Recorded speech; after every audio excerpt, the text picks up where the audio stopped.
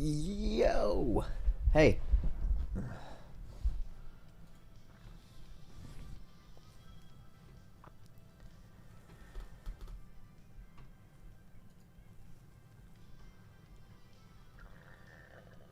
Time to log on Alpha.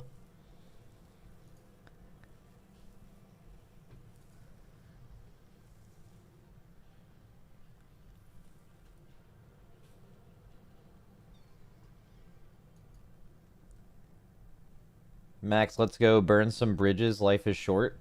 What? What are you talking about?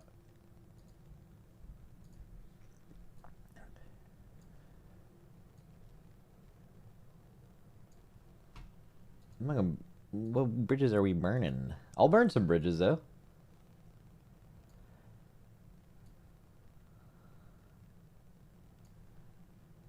Bro, even pet battlers are mad. Yeah, dude, I kind of forgot there was pet battlers. I kind of forgot about pet battling. High key.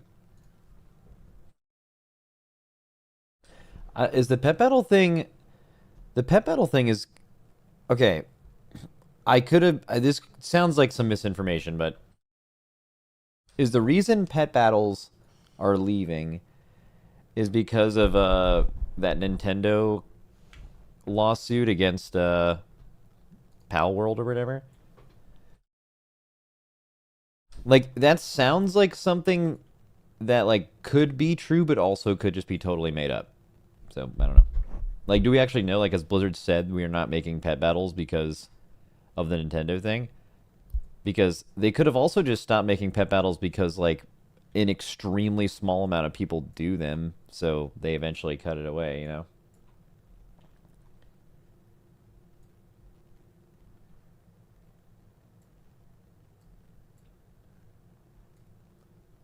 It's all speculation. Yeah, that's what I assumed. Okay. Dude, this looks cool.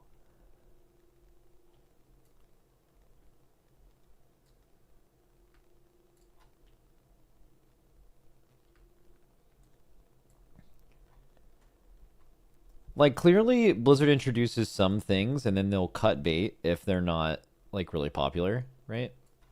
Um, or maybe they don't cut bait. Maybe they just keep a very bare bones version around with minimal effort to keep, you know, probably a minimal amount of people happy.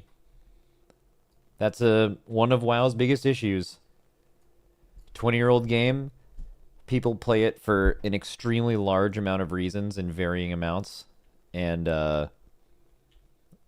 it's hard to make the game insanely good for anyone or for everyone or really for any one particular thing because they have to make it really good for all of them, which spreads their resources pretty thin. Right, like if they were a game just trying to do just PvE, you know, just Mythic Plus and Raid, it would be probably better than this, but like I mean, this is still the best version of that. But would it, in that reality, would it be better if they made the game purely for WoW PvP? Would specifically WoW PvP be better? Probably. You know, any individual facet of the game. If the game was just that and not that plus a bunch of other things, it would probably be higher quality. But you have a bunch of people who play the game that all want different things, you know? Max, did you see that Fury Warrior has uncapped AoE in alpha? No, but my first thought for that is I wonder if that's a mistake. Because if they're not making, like, everything uncapped AoE, then I assume making any singular class randomly have uncapped AoE seems like it was, like, a new thing that got added and hasn't been capped yet, personally.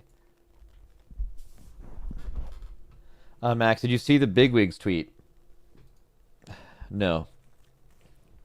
But what you're tweeting right now makes me want to look at it. YouTube chat message from somebody with a full first and last name. Max, how is Monk feeling? Monk feels extremely similar to what it does on live. In fact, that's what prompted me to do my content for tomorrow. Like, my content for tomorrow, without really having put much thought into it, other than I've decided that I'm doing it, is this. Probably tier list format, I guess, but the idea is to invite someone on for every spec in the game. And there's like 5 tiers. Right? Like somewhere in the middle. And basically the tier list is purely what does your class feel like on alpha, with, you know, the bottom being like, these changes are bad, our class could be played by a newborn baby, I hate this so much, and here's why. Right? The top would be, they actually made really, really good changes for my spec. Or maybe the middle is like, the spec kind of feels like it always is.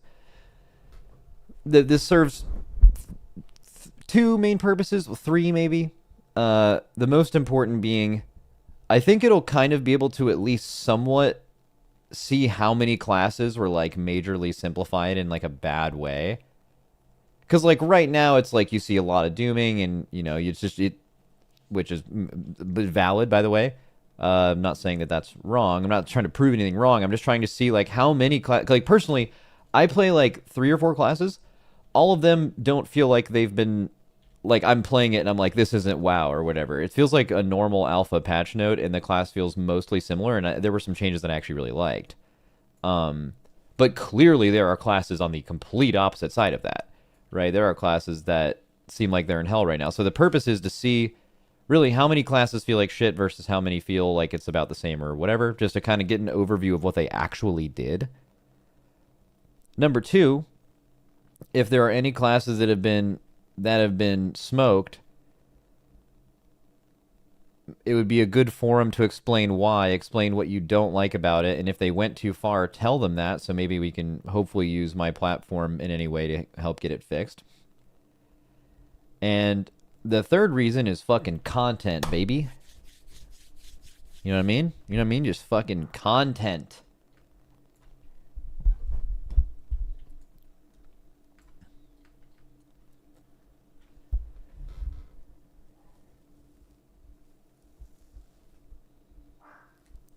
Max, are you going to talk to Liquid players this time? Oh, I could actually.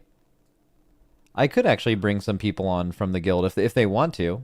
Not all of them like doing that, but that is actually an interesting thing. Usually I have to avoid people in my guild, but I could do that. You just have to get the right person. Like, someone in this guild doesn't necessarily make them the most qualified to talk about it. Like, you guys have probably realized that, like, being really, really good at the game doesn't necessarily mean you're the best, like speaker on things or stuff like that, you know? You could maybe get like a warlock to come on here and be like, here's all the reasons why this is good or bad. Here's the nuance. And then you could bring THD on and he would just be like, I don't know, shit stinks, man.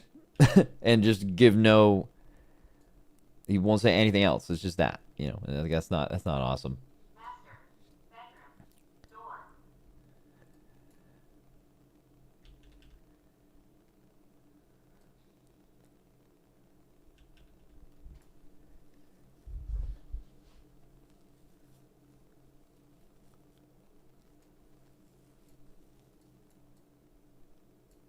And then what we're doing today is I'm speaking to some add-on men in 20 minutes or so. Plus Dratnos. And we're going to talk about the current state of add-ons in short. Some weak Orman and some add-on men from other areas of the add-on world. I have some questions about like what we can expect, but I'm also just interested in like what this entire process was like for them, as people kind of waiting to hear what would happen and what has been true versus what they've said, like what if there's anything we'd want to roll back. Because like, here's one thing I know, these smart people know fucking everything about like what they can restrict and how it will affect what they do. Like an example would be private auras, right? Like they came out with private auras, and within like one day, I'm having a meeting, hours really, with multiple brain people, and they're like, okay, if they're gonna do private auras like they say they are, here's like at least 6 or 7 different ways we can get around them putting this restriction in the game. So they know all about that shit of like what they actually need to restrict to keep them to do what they don't want them to do versus what they do.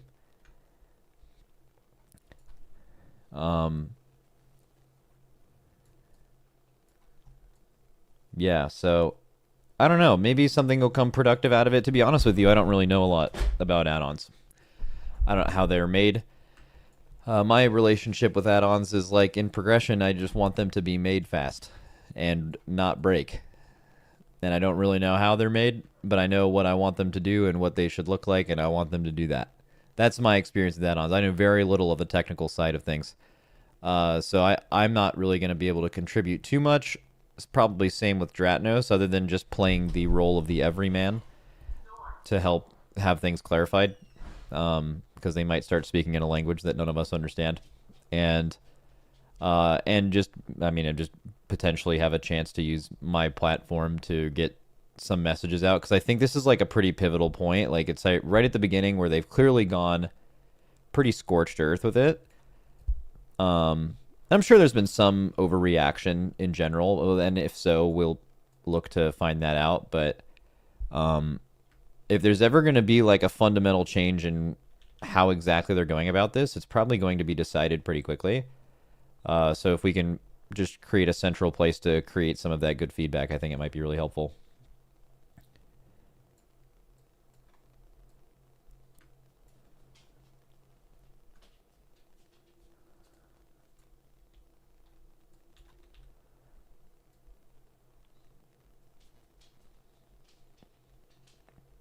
Call Bart.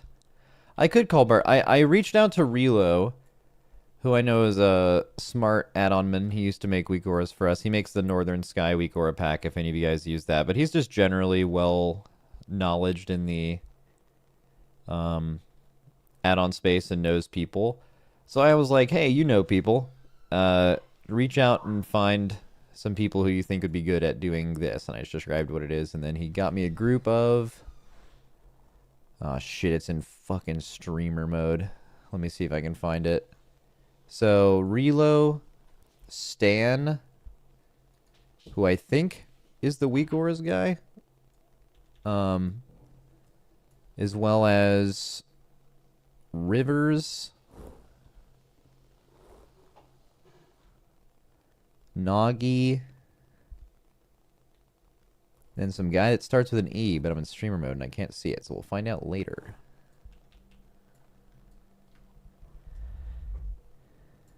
Max, the weak auras Twitter account quoted your tweet earlier. What does that mean? What tweet? I don't remember what I tweeted. Am I in trouble? Did I get owned?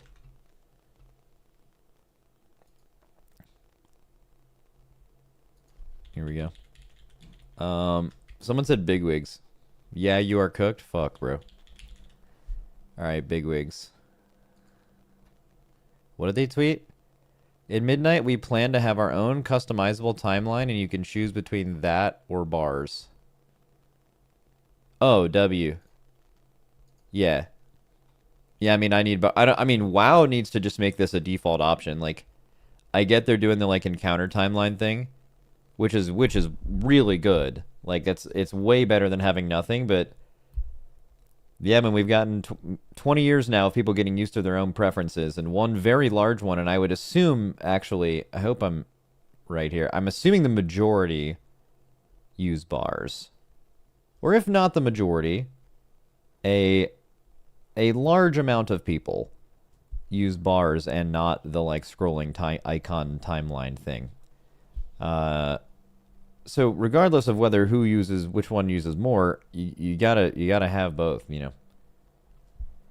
I ain't using this shit over here. I'm not doing that.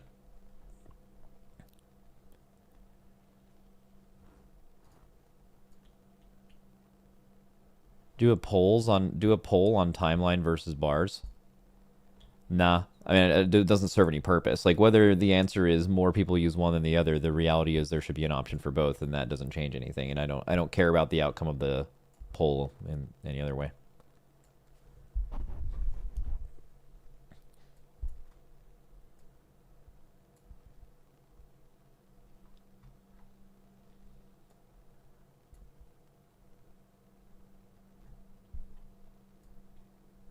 Max, poll chat versus team purge add-ons versus team save add-ons. Well, it's not really that simple, right? Like, are there people that are like purge all add-ons no matter what? Like, any add-on, it no longer works in the game. There are those people, right? I don't think those people currently play World of Warcraft. um, I think they like quit a long time ago, and it's not going to be the reason they come back, but that's just like something they keep saying. Um, I don't think there's even a lot of people that are on the other end of it either. The other complete polarizing, like, other side of like, none of this should happen. All add-ons should remain the same, because like clearly there are issues with some add-ons in the game in terms of design that are like frequently really annoying, right? There are people there, but I don't think that's a large group either. Like, there's this massive group in the middle of like what should be allowed and what isn't, right? Like, I'm in the camp of I never want to have a weak aura assign something for where people should go. And then obviously any kind of fight design that comes along with that. I think that's bad. Um, I think that is a pretty common position. But like, but literally outside of that, any kind of UI customization, any add-on that's for like quality of life that doesn't have anything to do with specifically assigning people spots in a raid, I don't see any reason why it should be gone at all. Like, and I mean, even if they bake it into the base game, great. Why are the add-ons going away? I don't understand. It doesn't make any sense to me. Like, why they wouldn't allow add-ons for customization and stuff. And I don't think Blizzard does either, by the way. Because let's just say there's a world where Blizzard has all of this stuff functioning in-game. It actually still benefits Blizzard to allow add-ons, because if people use those add-ons and those add-ons have really smart people developing cool things, you can just steal it and make your product better for free. You know? And it sounds like Blizzard kind of wants what I'm saying too. I believe what the case is Blizzard wants to get rid of what I said is the bad thing, right? It is Blizzard wants to get rid of having, they keep calling it cybernetic enhancements or combat enhancing or solving tools that they can't control. Like, they don't want that. And I don't think a lot of players want that either. Pretty much everything else that's happening, I believe, is a result of them doing whatever they can to make absolute sure that you can't do this. They want to make absolute sure that you are unable to do this assignment shit. And by doing that, unfortunately, a lot of things are caught in the crossfire, which is a large part of what the discussion today will be about. This is solely because Microsoft wants their product on console. All right, first of all, there's like very little basis for that, but let's just say you believe that. I mean, it's not insanely far-fetched. That doesn't matter. Like, you having all these add-ons in-game, whether you're putting the thing on console or not, is just good for the game, right? And it also would have nothing to do with making them not work on PC. You can have, a game on console with all the stuff working in-game at a really high quality, but if you want to play it on PC, you can have access to other stuff. There's nothing wrong with that. I also think that's, like, less likely. I don't think that that's likely to happen, but I also think it could. I get the logic behind it.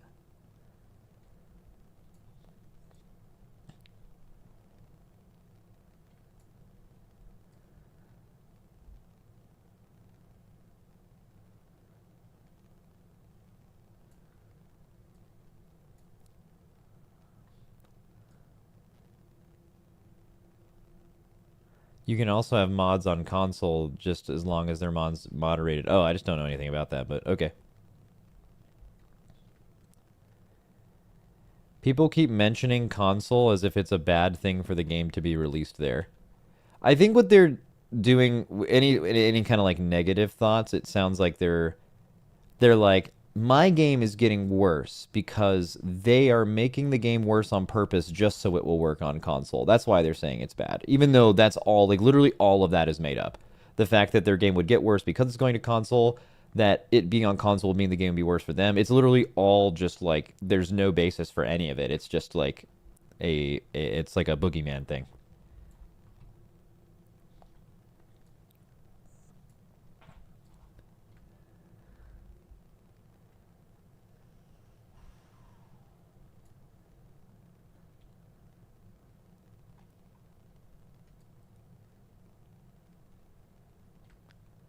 Blizzard will give in to all the WeakAura people crying anyway.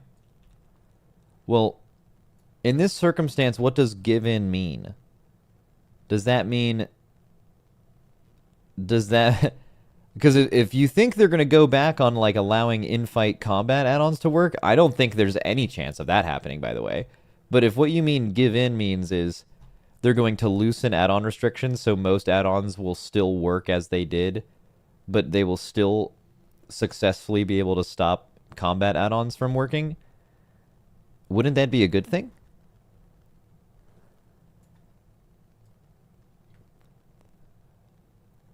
From what you're, you know what I'm saying? No? People in chat are saying no. What? You guys think it would not be a good thing if quality of life add-ons and stuff that has nothing to do with in-game combat were still able to function while getting rid of the bad ones? You guys think that would be bad?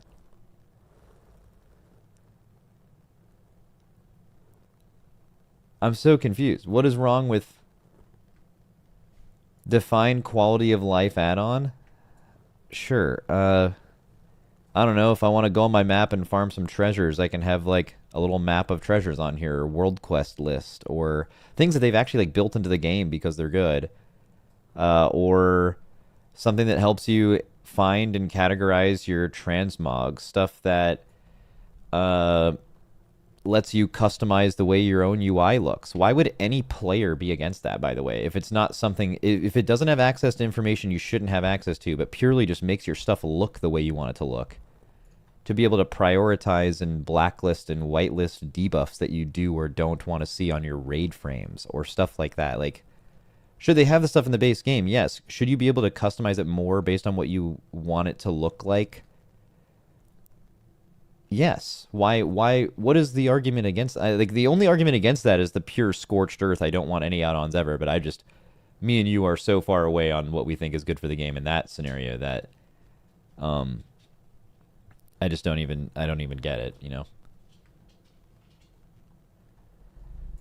How is this even a debate? Of course quality of life is goated. Well, it's a debate because I just said Blizzard giving in to people crying would just mean that they make everything work that is totally fine, because why wouldn't it be? Except for the bad stuff that doesn't work, which is kind of what they say they want to do, right? And then I said that would be fine, and then a bunch of people were like, no, that would not be fine. I was like, okay, well, I need you to clarify what you're talking about.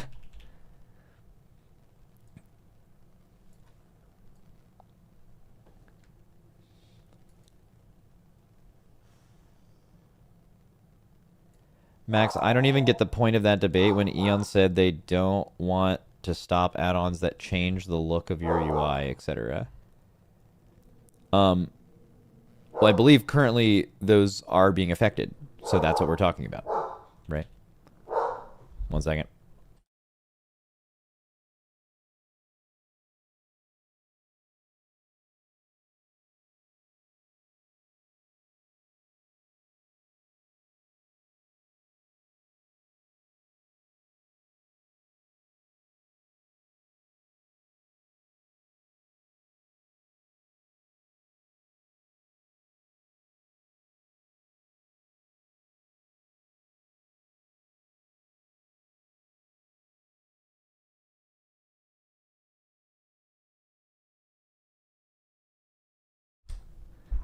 It's day 3 of alpha and everyone acts like the X-Pack releases tomorrow. See, I don't understand messages like that because basically what you're saying is everyone thinks it's a finished game and that's why they're complaining. It's like, no, man. Also, Blizzard's literally asking for feedback. Like, people are only really, really, like, vocal about this because they really care. They feel like this, the game that they've been playing for a really long time, they made their UI the way they want it to look. They have classes they know they can enjoy. Oh, wait, classes are getting simpler? I don't know exactly by how much yet. I can't play it yet. I don't have alpha. Almost no one does. And then also, like, my UI is bricked, and I don't know if I necessarily like the default Blizzard one. Like, yeah, I mean, it's probably going to progress a lot from here, but, I mean, what do you want people to do? Like, just sit around and say nothing? Like, that doesn't really get anything done.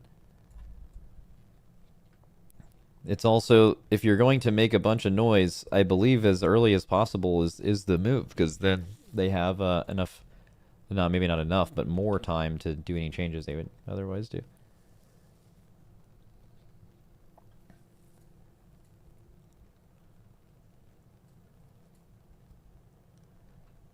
An exclusive alpha like this is possibly the dumbest thing they could have done with the scope of changes they're trying to make work in a short time to get them done.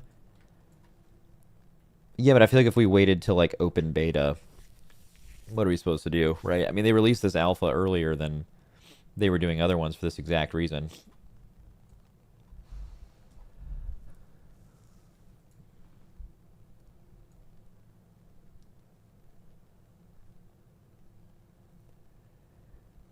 Feedback over something that doesn't need feedback makes no sense. Add-ons for UI and customizations are going to be untouched. I don't know why this is a debate. Well, it's a debate because currently they are touched. I guess it would just be a misunderstanding of what you just said versus what it actually is.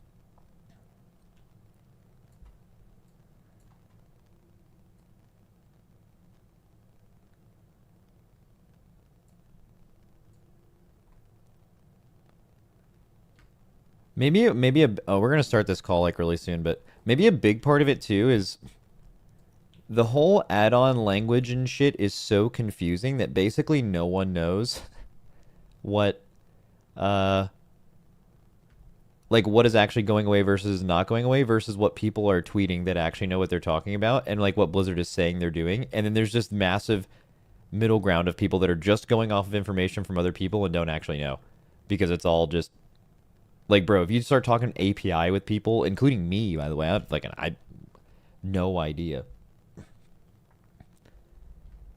So I feel like there's a decent amount of misinformation too. Like, here's a big one, right? Like, weak auras didn't say it's impossible to make anything in weak auras. They just said, with how much is being restricted, it's not going to be worth us even updating this add-on, right? Um, they even said we could take a few months and make a bare bones version of this that does a lot less but still does some stuff. But they're just like, it's not worth the work. That doesn't mean something like that can't exist. It just means they're not going to do it. But the reality is a add-on that you've known for a really long time is saying they're not going to make it anymore. That was the title of their post, right? That was the blog post. So that to you is just like, okay, this thing is gone forever. But it doesn't mean everything that it could possibly do is no longer possible. It just means it won't be available through that add-on, at least as of right now. Also, they might walk some things back. We're going to find all of that out right now with a talk with some weak Orman. So let me set this call up real quick. I have enough water. Do I have caffeine? I have not had caffeine. Let me slam that real quick. And then I'll call.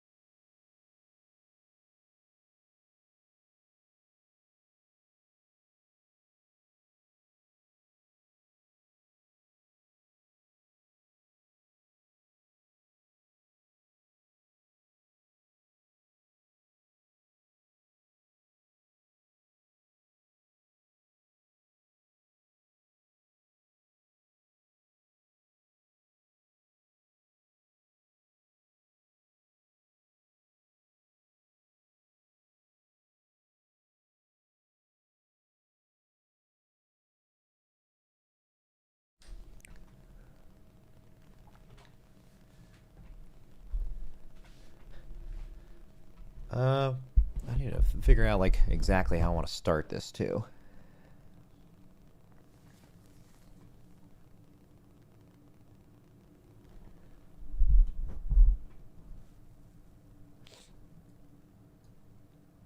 I guess like what do we want to know as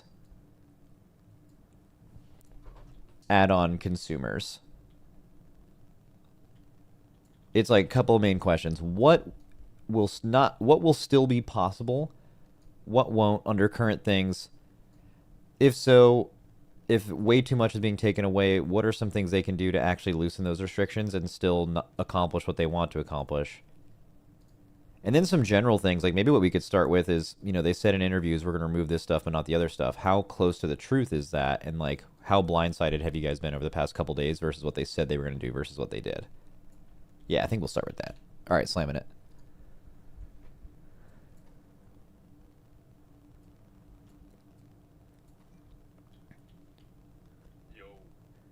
Yo, hello. I need to pop this out, and then once I do that, I'll get started.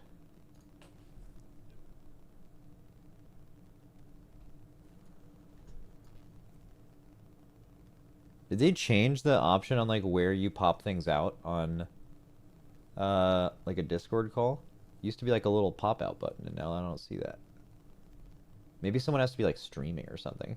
You know what? I mean, if no one's gonna even use a camera, this doesn't even matter. Like we can, yeah, let's fucking fuck it. We'll just voice only. Let me have you guys introduce yourselves though, so I can make sure I have like a pinned message of like who's talking. So starting with Dratnos, who will be here with me. Not both Dratnos and I. You guys know who I am.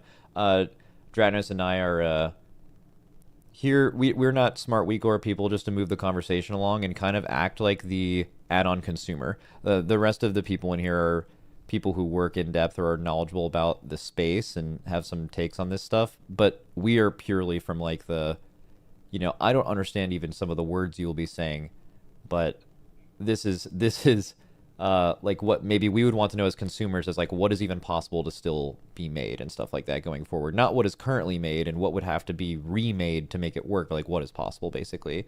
I was gonna have Dratnos. You guys know who Dratnos is too. I'm just wasting everyone's time. Starting with Relo. Yo, so I've been making like raid week hours basically since Blackrock Foundry, and well, started out easy, and then over the time like more assignment stuff and more complicated stuff happened, and then eventually got into making some add-ons as well, and also raiding around like World 20. Yeah, if anybody's used like Northern Sky raid tools, right? That's you. Yeah. Yep. Yeah. Also formerly made Weekors for us as well. True, obviously. Yep. And Nagi. Yep. Hey, I'm Nogi. I'm a developer of MDT, Mythic Dungeon Tools, as you know. I've in the past also been making Weekoras a lot, also for raiding. Started out in MOP with it, and actually through custom Weekoras came into making add-ons and making stuff like MDT. And yeah, nowadays I'm maintaining MDT, making stuff for Method, and working on Vago. Okay. And Stan.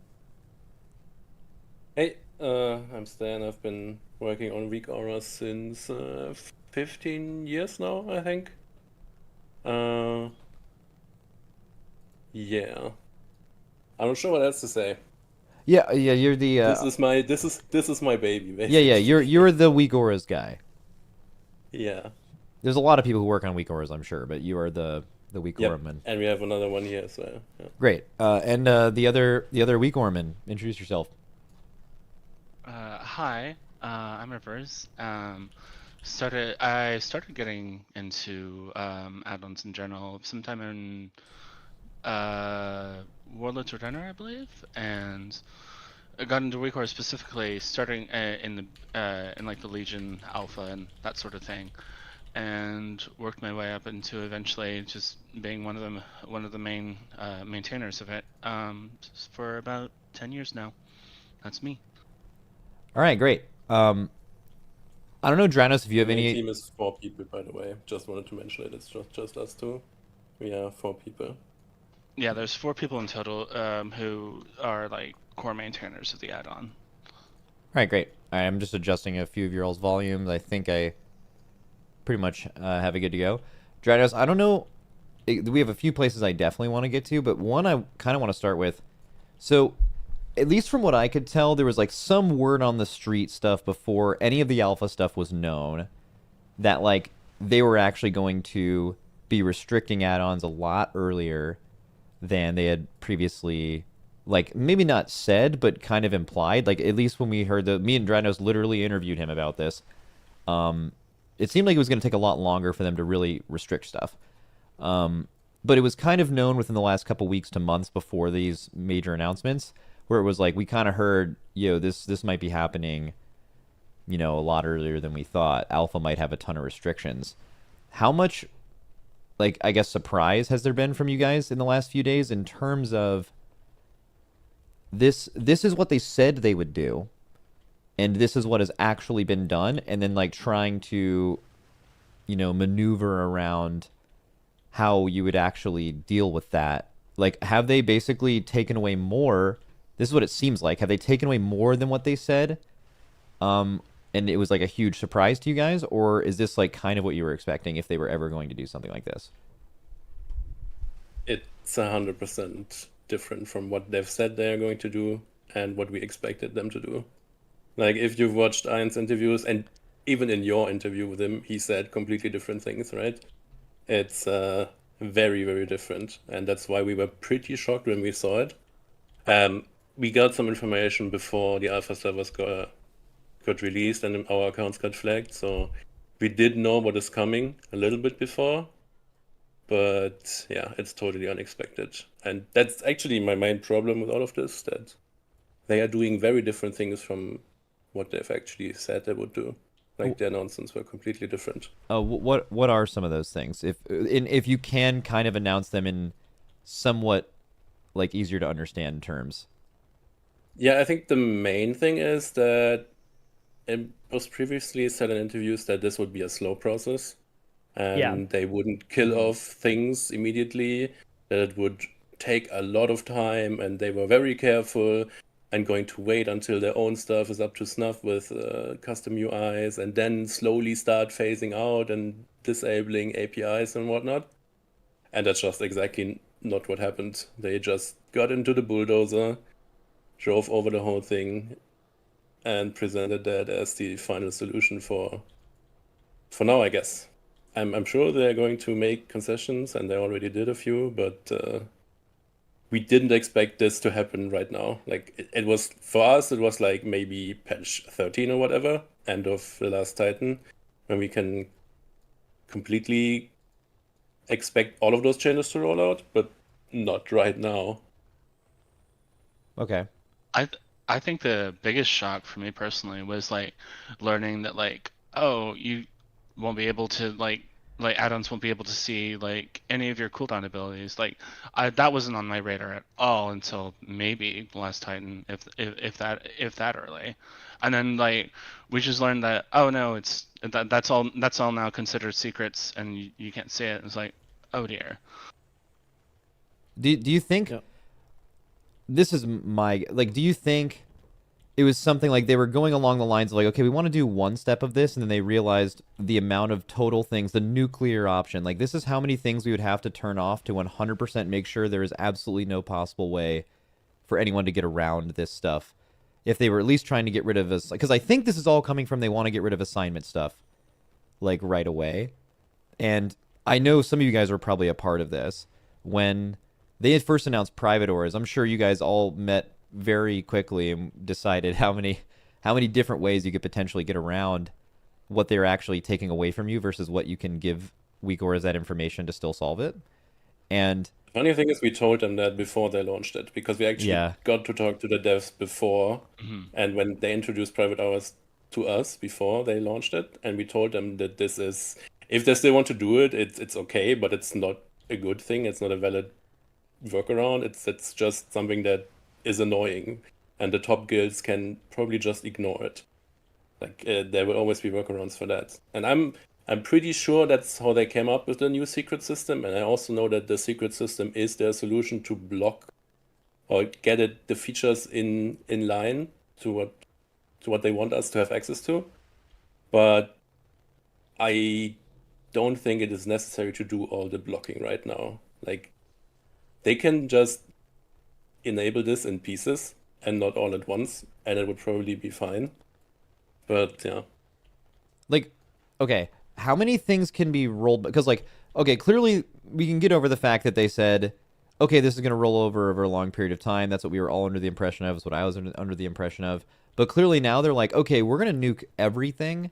And then it seems like, at least in a recent interview, they said they were willing to, like, roll back some restrictions. They're like flipping their philosophy. It's not, let's do a little over time. It's, let's do everything, but then we will maybe give you some stuff back over time, at least in this alpha period, that we feel like makes sense. So I guess maybe what are some of those things? Like what are some things they could roll back right now that would not allow us to make shitty assignment auras and would still make major things functional? Or is it just that this secret black box thing existing in its entirety is going to, you know, make basically all of that not possible? I think the way they engineered this is that this is all flags. They can just flag stuff as this uses the secret system and this doesn't. So they can experiment around with it. So it would be fairly easy for them to just turn it off for stuff that we request, and then it's just a decision on their part. And yeah, I think the cooldown stuff is probably the biggest. Like, you don't have access to your personal cooldown info anymore. And that's just, like, if you wanted to, you couldn't even replicate the Blizzard cooldown manager as an add-on. That's not possible. You couldn't replicate the Blizzard unit frames as an add-on. So you don't even have the information to say, like, okay, my weapons of order is coming up in 30 seconds. There's no way for an add-on to know that. Nope. Right, like it can show you your weapons of order cooldown in a different way, but it can't do any logic off of the cooldown status. So it can't glow it when it's got 15 seconds left, or air horn you when it comes off cooldown. Although the default cooldown manager does have the functionality to actually do sound alerts, which is it currently so doesn't you can get work, a lot of that functionality, and that's good, by the way. You have to use the cooldown manager. Yeah, no one here is going to be like saying they shouldn't, like, having good versions of this in the game would be bad. Like, obviously that would all be good. It's just more, why isn't the option to also have that? So because of that information, you can't make basically any customizable UI add-on. Like, those are just not going to work. Right. Yep. So one big problem is, if it would work, it's like we say, yeah, you could run logic on it. If an add-on would know the cooldown of a certain ability, you can do logic. Like, for example, one example was the barrage Vigara for arcane mages that tells you when to press barrage. Yeah. So if add-ons know these states, this is like a big thing that Blizzard I think do not want, then those Vigaras are again possible. So the way I see it is, I think there is no way around that Blizzard just takes that away from us. What I can see, though, is that they might give us a system where, from like an add-on, let's say Vigoras, whatever, we could ask Blizzard, okay, can we have the information for this specific spell, but then whatever our object is, or text or icon, that one cannot further do any logic. It cannot, like, do anything more. So maybe there's a way to do it that I can still track specific buffs that maybe Blizzard didn't think about in the Blood Decay UI, and yeah, that would be nice, but so far I don't see a way to do it other than that. I feel like they've kind of backed themselves into a corner where anything that people wanted that they couldn't do with the default UI, if they let you do it with weak auras, then that kind of goes against their core philosophy of they don't want downloading a weak aura to make you stronger anymore, right? Like, they don't want that to be a power level increase in Midnight. And so everything that where it's like, oh, it would be really nice if I could see this, you know, if I could have a weak aura do this for me, they're basically looking at it and they're like, okay, we're either going to make the cooldown manager track that for you, or we're going to remove that interaction from the game, right? Like, we're gonna kill Roll the Bones having any of logic that you need to do with it, right? You just need to know whether 1 is bigger than 2 or not, right? And that's like all you need to know what Roll the Bones buffs are good. And then like Blood Talons, right? They're gonna take that out of the game, and there goes something that it would be useful to track, like which builders you've pressed in the last 4 seconds. They don't want to have some convoluted way to do that with cooldown manager. They don't want you to solve it with weak auras, so they're killing the talent instead. And I think that's what they're going to do kind of across the board. And I feel like a lot of the community does not, we kind of didn't comprehend that basically means like 95% of weak auras are no longer going to work, right? And then because of that, the weak auras add-on entirely is, what's the point, right? Like all of but that's almost all of the consumers. stuff that we do with it doesn't work anymore. Like consumers, Yeah, we don't know but- anything. You go ahead, Relo, talk. Yeah. Yeah, I just wanted to say, like, because you previously said, like, the philosophy, like, this all started from, like, the assignment hours, but I think it goes, like, way deeper, right? Like, they Yeah, don't want clearly. you to do anything with, like, your rotation logic and, yeah. Yeah, like the way I imagine it is like those auto solvers, like the cybernetic enhancements or whatever Blizzard wants to call them. Insane Like thing they're to call that. way by the way. on one end. What? Sorry, what? It's just an insane thing to call that. Yeah, Every time they 'cause, say it, it gets me so good. Yeah, but like, so like the way I can imagine like their thinking is that like imagine you had like, do you know Clippy, like the little thing from Microsoft Word way back when? Correct. Like imagine if you had that in WoW, but the only thing it could do was that like when you were low health in combat and you had a health stone, it would be like, hey, I noticed that you're at low health and you have a health stone. Why don't you use it? And like, I don't think anyone, including Blizzard, would think that that's like a bad thing. But then you can take that further and be like, hey, why don't you use your lay on hands on yourself? Or hey, your fellow, like one of your players in your party is low health. Why don't you use lay on hands with them? Or maybe, oh, you're in a Dawnbreaker 19 or whatever, and the Obsidian Beam's coming up, and one of your players has that big heal absorb on them, and the healer doesn't seem to be able to do it. So why don't you lay on hands that person? And it just keeps going up and up, and you can keep creeping up. And each time it's not that big of a change from previous, but like eventually you're gonna get to like those auto solvers that like just tell you which lane to go in Maiden Virtue or Fractalus or whatever. Mm-hmm. But like it's a smooth scale, and like where did they cut the line? And it seems like they just decided to cut it right at the beginning. Yeah. I think for me the part that's most like objectionable is a lot of the other stuff that's dying along with this is like Plater is, basically entirely getting neutered, right? And like, but the Blizzard nameplates, it's not like we've had a patch to play with Blizzard nameplates and make them good, Yeah. right? Like that's coming in at the same time. Yeah, there's damage definitely gonna be- meters. We don't even have damage meters on alpha yet, right? So like Details is going to be presumably entirely dead, and the Blizzard replacement, it feels like it would have been good to have a couple of patches where it's like, okay, we have both of these available. Like, tell us why you still are using Details over our default ones, and then we'll have all that functionality in the base UI one when we actually kill Details. I mean, this And is that's like, actually what they expected, right? That Yeah, they that's basically kill what they it said off they were gonna when do. they They have said it. that, yeah. That's the issue, because right now, if not even the basics are supported, and that's why people are so mad as well, because they're basically taking away functionality without a replacement. If it was replaced by Blizzard UI stock options, then that would be fine, I guess. But there is no replacement. Like currently, you can, like the current add-on solutions can't do what Blizzard UI can do in the future. And that's like the really basic stuff, like showing cooldown timers on your action bar or whatever. You can't do that with an add-on anymore, and that just doesn't make any sense. The damage meter in alpha, it doesn't even work yet. Like, they're not done. Yeah, exactly. Also, like, just things like this, like, people have been tracking their bleeds forever on, like, either their main, maybe what you would call your cooldown manager bar, right? Like, after you press Garrote, Right. it would maybe have a Garrote icon with your dot duration on your current target or something.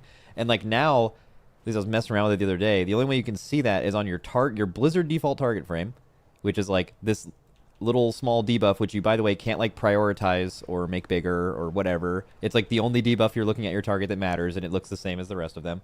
I guess it's like slightly bigger. It's like any dot or poison or whatever. And then it's on your nameplate, and that's it. And that's like the only possible option, right? Like it's just not, it's not robust enough to support. Now they have that. said in the interview, with our cooldown manager currently, it doesn't support debuffs to like on target. But with Midnight, we're adding debuff states for your selected target.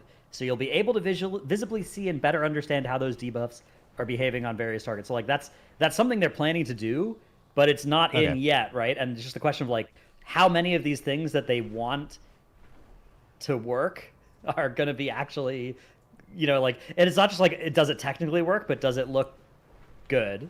You know, because the big strength of the weak auras is not just that you get all this functionality; it's that you get to have it look exactly how you want, right? And the Blizzard default UI, I think everybody would be okay with sacrificing a little bit of making it look exactly how you want if we get all the benefits of like all of the add-on cringe, you know, is gone of you know, having to set up 20 add-ons to play WoW or whatever. If we could get 98% of the functionality and 90% of the graphics customization, I think that'd be a worthy trade-off. I think most people are on board with that, but like it does not inspire a great deal of confidence to have this process start with them lying to us about it and then continue with like an alpha that just doesn't have all this stuff yet.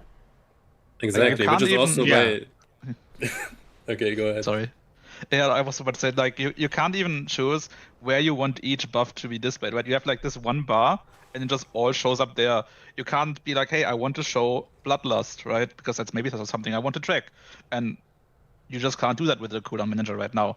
Now, they're probably going to add that down the line, but I think there's so many little things that it's missing. I'm just not confident they will have it done in time. It's just going to be a lot of growing pains at this rate if they don't actually like ease off on the restrictions. Yeah, and my current guess is that they just flipped one global switch and just wanted to test the waters and see what happens. And I'm pretty sure they have the ability to just fine-tune everything there. And I figured they just did the global thing to see what happens, and now they're going to go in. Well, man, isn't it crazy? Isn't it crazy how much of a self-own that would have been if they actually do what you're saying? Do you know how hard it would have went if they just did one blue post before the alpha came out or as the alpha came out and just said, hey, we're messing around with add-on restrictions. We're going to start with this being extremely restricted, and we're looking at feedback, and based on feedback, we have the ability to roll it back a decent amount. Maybe it paints them into a corner if you say you can do that, because then people are just like, it's like the pull the ripcord thing, right? Yeah. So, but like, I just feel like even just being open about it, you need to be, if you're going to do something so clearly against what you said was going to happen, I feel like an explanation would be great. And even in all these interviews, they never really like addressed the fact that they just totally flipped the script. Like, this would be going over, imagine this happens in next expansion. Last Titan, we've had some rolling restrictions kind of throughout the expansion, but they've had 2 years to build their UI while people had the option to play with what they want. And then when they actually do something like this, what they have available to us is just infinitely better. The reaction would be significantly less. Like add-ons in this game fucking own, but they can't realistically compete with an add-on that's, you guys have been making weak auras for 15 years. No one is going to be able to do that in 6 months. It's not possible, right? Yeah, also like it's only a few people on their UI team, and there are hundreds of us add-on developers as well. So yeah, I totally agree with that. And my working theory is that either the tech team didn't correctly communicate to Iron what was going to release in Midnight, or someone just flipped that global switch and they didn't know, or it was the classic Blizzard failed to communication. Because as you said, it would have been the easiest and the most obvious win if they just made that one blue post. It just had to be one line saying exactly what you said, that they are experimenting, and then nothing would have happened. They would have gotten the same feedback that this is blocking functionality X, Y, and Z, but nobody would have been mad because we knew it's just an experiment and they can turn things off and on again. So also we are talking to them pretty regularly as well, and they didn't mention this to us at any point, and that was the maddening and confusing part as well. So I think at the end of the day, it's the game director's responsibility to decide where the game is going. So yeah, I think if the tech team, I don't think they decide, okay, we're doing this big cut at the beginning of the expansion. So when the initial blog post or blue post came out, and I think I remember the statement even, it was said at the end of all of this, then we are taking down the add-ons. Yeah. And now it's literally the reverse. So back then I was thinking, okay, 12.0, they're bringing in new cooler managers, new nameplates, everything new. Then we give them feedback, they make them better. Second patch comes, and then it's gone. That was my initial idea. Until obviously we got a bit of info, and we heard, okay, 12.0 is actually, they want to do it there. And I was like, okay, I'm hyped. Where are the nameplates? Every second week, I'm like looking at Wowhead.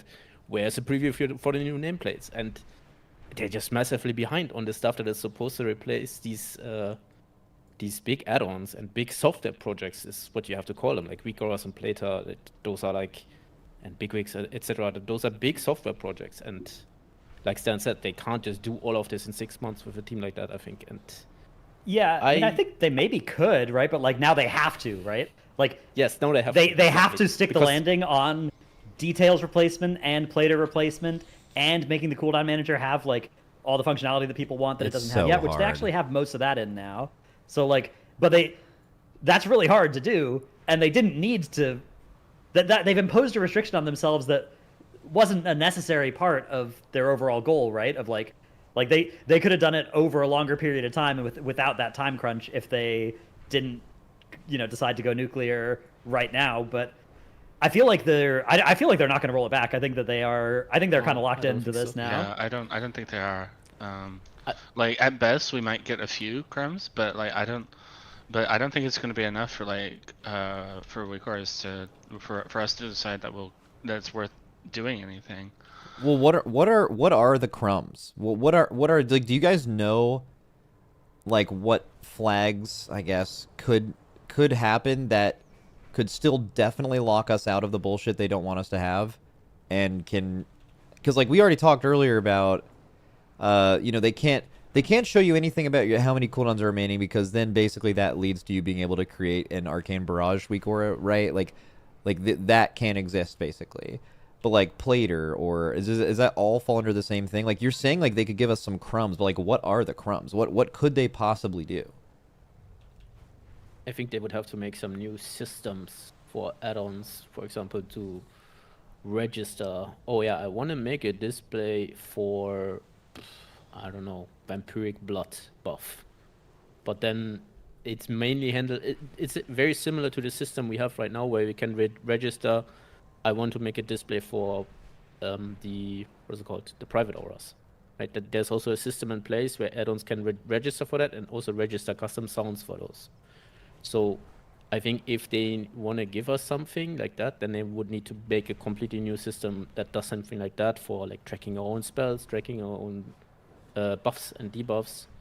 And those systems currently don't exist. And I think with the current APIs, because they're not changing actually the APIs, they're just making the APIs return like question mark values, let's say, like if that makes sense to people. And yeah, I don't know, they would need to make some new systems, and maybe have some feedback with the add-on developers. Okay, what kind of system would you like? And then design those systems and test them, etc. It's just a lot of time. Is that something that can happen in 4 months? I don't believe Very so. unlikely. That's the thing. They have like around 4 months, and I don't see that being in the enough same time time to as do anything. in the same time as improving their own cooldown manager, finishing their details replacement, and like implementing all the bits and bobs for their Plater stuff that that they haven't finished, I don't think is likely. I don't think they have the manpower for it.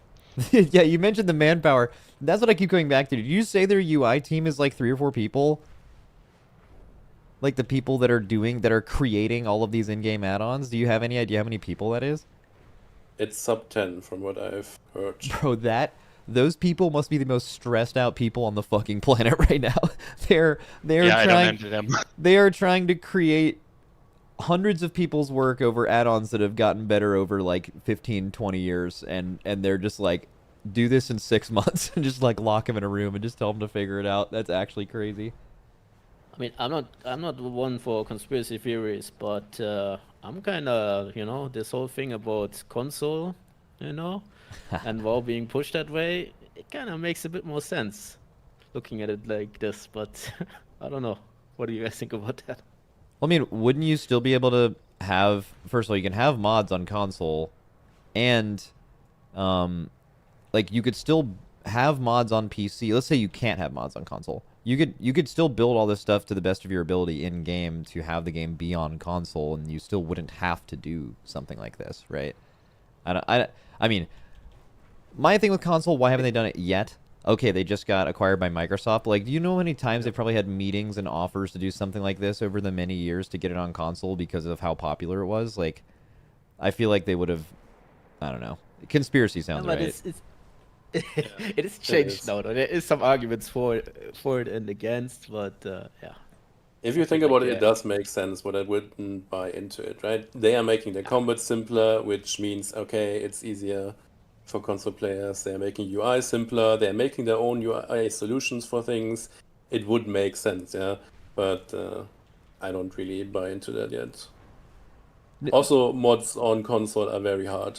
There's only like 1 or 2 games that successfully implemented that. Oh, yeah, that makes Because sense. then you really have to do the moderation part yourself and not rely on third party like CurseForge or whatever. Fuego and the others. Or Vago, yeah. Stan, yeah. Also good. I don't even really know if this is moving the conversation point, but this is the one thing that I actually came to my mind last night. I'm just thinking about what they really want to get rid of. I'm sure they want to get rid of like the Arcane Barrage thing, right? The weak aura, the class UI package you have that actually makes it easier to understand when you should press abilities, roll the bones, that kind of stuff I all get. But I think really what has like pushed a large part of this is like weak aura is figuring out boss mechanics for you. And thinking, okay, Blizzard really wants to get rid of that. Like that's the main thing. Like we want to get rid of this. Because they're kind of solving. If they had started with just that, it would have been fine. Yeah, exactly. Well, you could argue that they're fixing the Arcane Barrage thing with the class simplicity changes too. That's another part of this. But like the idea that we're losing, like what are you actually trying to remove? Okay, you're trying to remove the Brood Twister situation, the Fractalist situation. Do you know that they on average don't even make one of those bosses every raid? Like most bosses, even Dimensius, like one of the hardest bosses ever, most of the hardest bosses ever have been made with, yes, do you see weak auras on player's screen when they're killing them for world first? Yes. But like how many weak auras are like necessary or would have even massively changed the amount of time you spend on the boss is not a lot at all. Like new cooldown manager, you would have progressed the boss very similarly.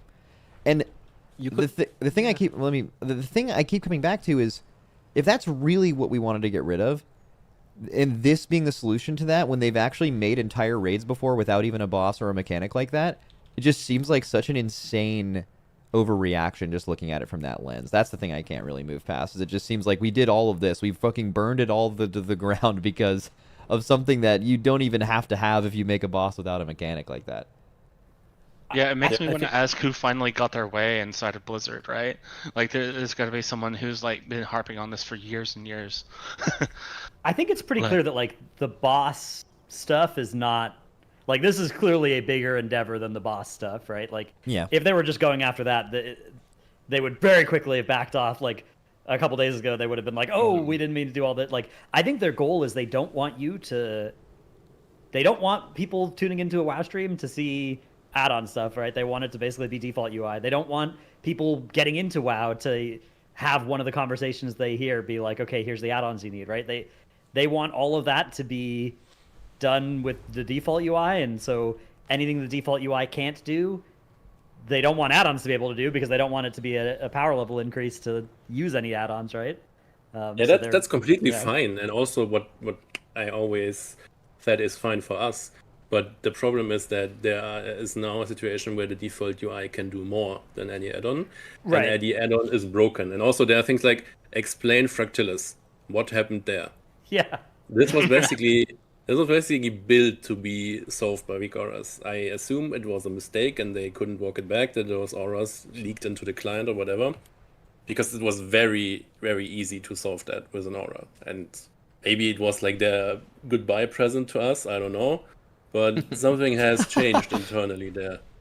What the final challenge for Relo? Well, they said they said in an interview, they said that like we want a boss like Fractalist to exist, and you can just see the walls on your screen and know where you should go. And I tried to give them a lot of credit there in saying that's going to be a future Fractalist. Like if we were to make Fractalist again, we would have it be like this. Because I'm like, if they're implying you could look at the walls on Fractalist and have any idea of where to go, like that's actually insane.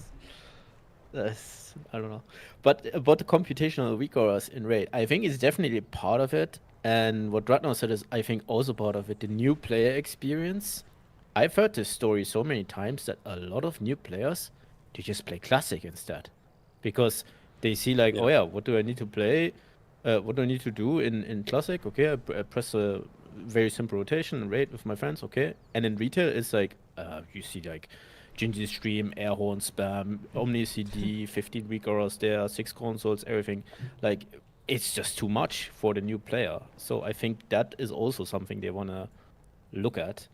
And the computational weak auras in Raid, and that there is not many bosses that kind of have weak auras like that. It could be also because the developers know, okay, I have this idea for this, listen here, and then someone's just going to say in the meeting, yeah, but the weak aura people are just going to solve it, and then they come up with something else. Yeah. And I think this goes back very far. In first time I made a weak aura like that was the Queen of Ashara. There was this mechanic with the Queen's Decree. Yeah, Decree. Yeah. And you had to do different stuff based on what kind of debuffs you got. And then I didn't really just make weak auras back then, so I was like, guys, I just need to bench here for 2 hours, make this weak aura on 2 accounts, and I come back and we kill this boss. And I mean, that's what happened. And ever since then, there was always this like, okay, are they going to make a computated mechanic like this that we can solve or not? Sometimes they're really good. For example, Dimensios, the mythic mechanic, the gravities, that is just like, you have this pre-assigned. This is like a pre-solved weak aura. It's like a very Final Fantasy-esque mechanic, I think. And I feel like that's still the kind of mechanics that we're going to be solving in the future. And I really like that mechanic myself. Yeah, that's cool. The best way they could have done that without needing a weak aura. It's going to go in the direction of like Lost Ark and Final Fantasy encounters where you have to do a little dance and then everything is very obvious where you have to go. Like Max, you did play Lost Ark as well, right? Did you do raids? Yeah, I did the raids all the way through like the hardest version of I think his name was Varshan, and then I did the clown. I did like a sponsored stream of like one of the most recent raids too, and that was pretty gnarly. Yeah. I think for the hardest raids they're going to get inspired by those mechanics, I guess. Yeah, I mean, I think Dimensius is a good example. Like it would just work, right? Dimensius. Yeah, that's maybe just good the P1 would be a problem a little bit with the reverse gravity, but I kind of think that what happened for them is they sort of came at it and they were like, okay, we want to get rid of all the weak aura, anything where you need a weak aura, and then there's sort of this slippery slope, right, where it's like there's a lot of boss mechanics where you don't need a weak aura, and some people do it without it, right? But like the weak aura still helps you. It'll make you 5% more efficient. Yeah, so exactly. You still get add-on gapped. Do we want to only kill all the weak auras that make you 30% or more better, right? Even a rotational helper, right? Like there's not everything is an Arcane Barrage weak aura, but just having like a UI that shows you or calculates for you how many more whatever it is, kill commands you're going to get before you need to press your next barb shot, right? Like those sorts of little trackers, they make you better. Do you need them? Maybe not. Do all of the best players of that spec in the world use them? Not all of them, but a lot of them do. But like, if you're trying to make it so people feel like they don't need weak auras, you kind of have to go after ones where you certainly don't technically need them, but they do make you even a little bit better, right?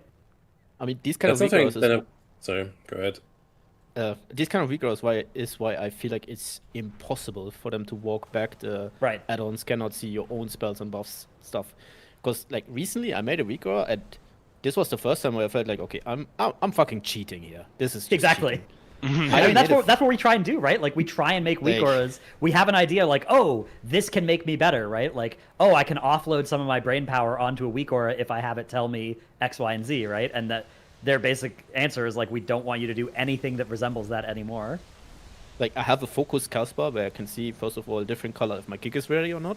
Then I see a certain icon if the cast is on a warrior and he has spell reflect up, so I don't kick. And on top of that, I can see if the warrior has a spell reflect ready through Omni CD. I just hook in there, and then like when I was done with this, I played with this is way too much. Like I think also like the ceiling of like what you can do with computation and like coordinating mechanics, coordinating kicks and stuff, it has never been reached.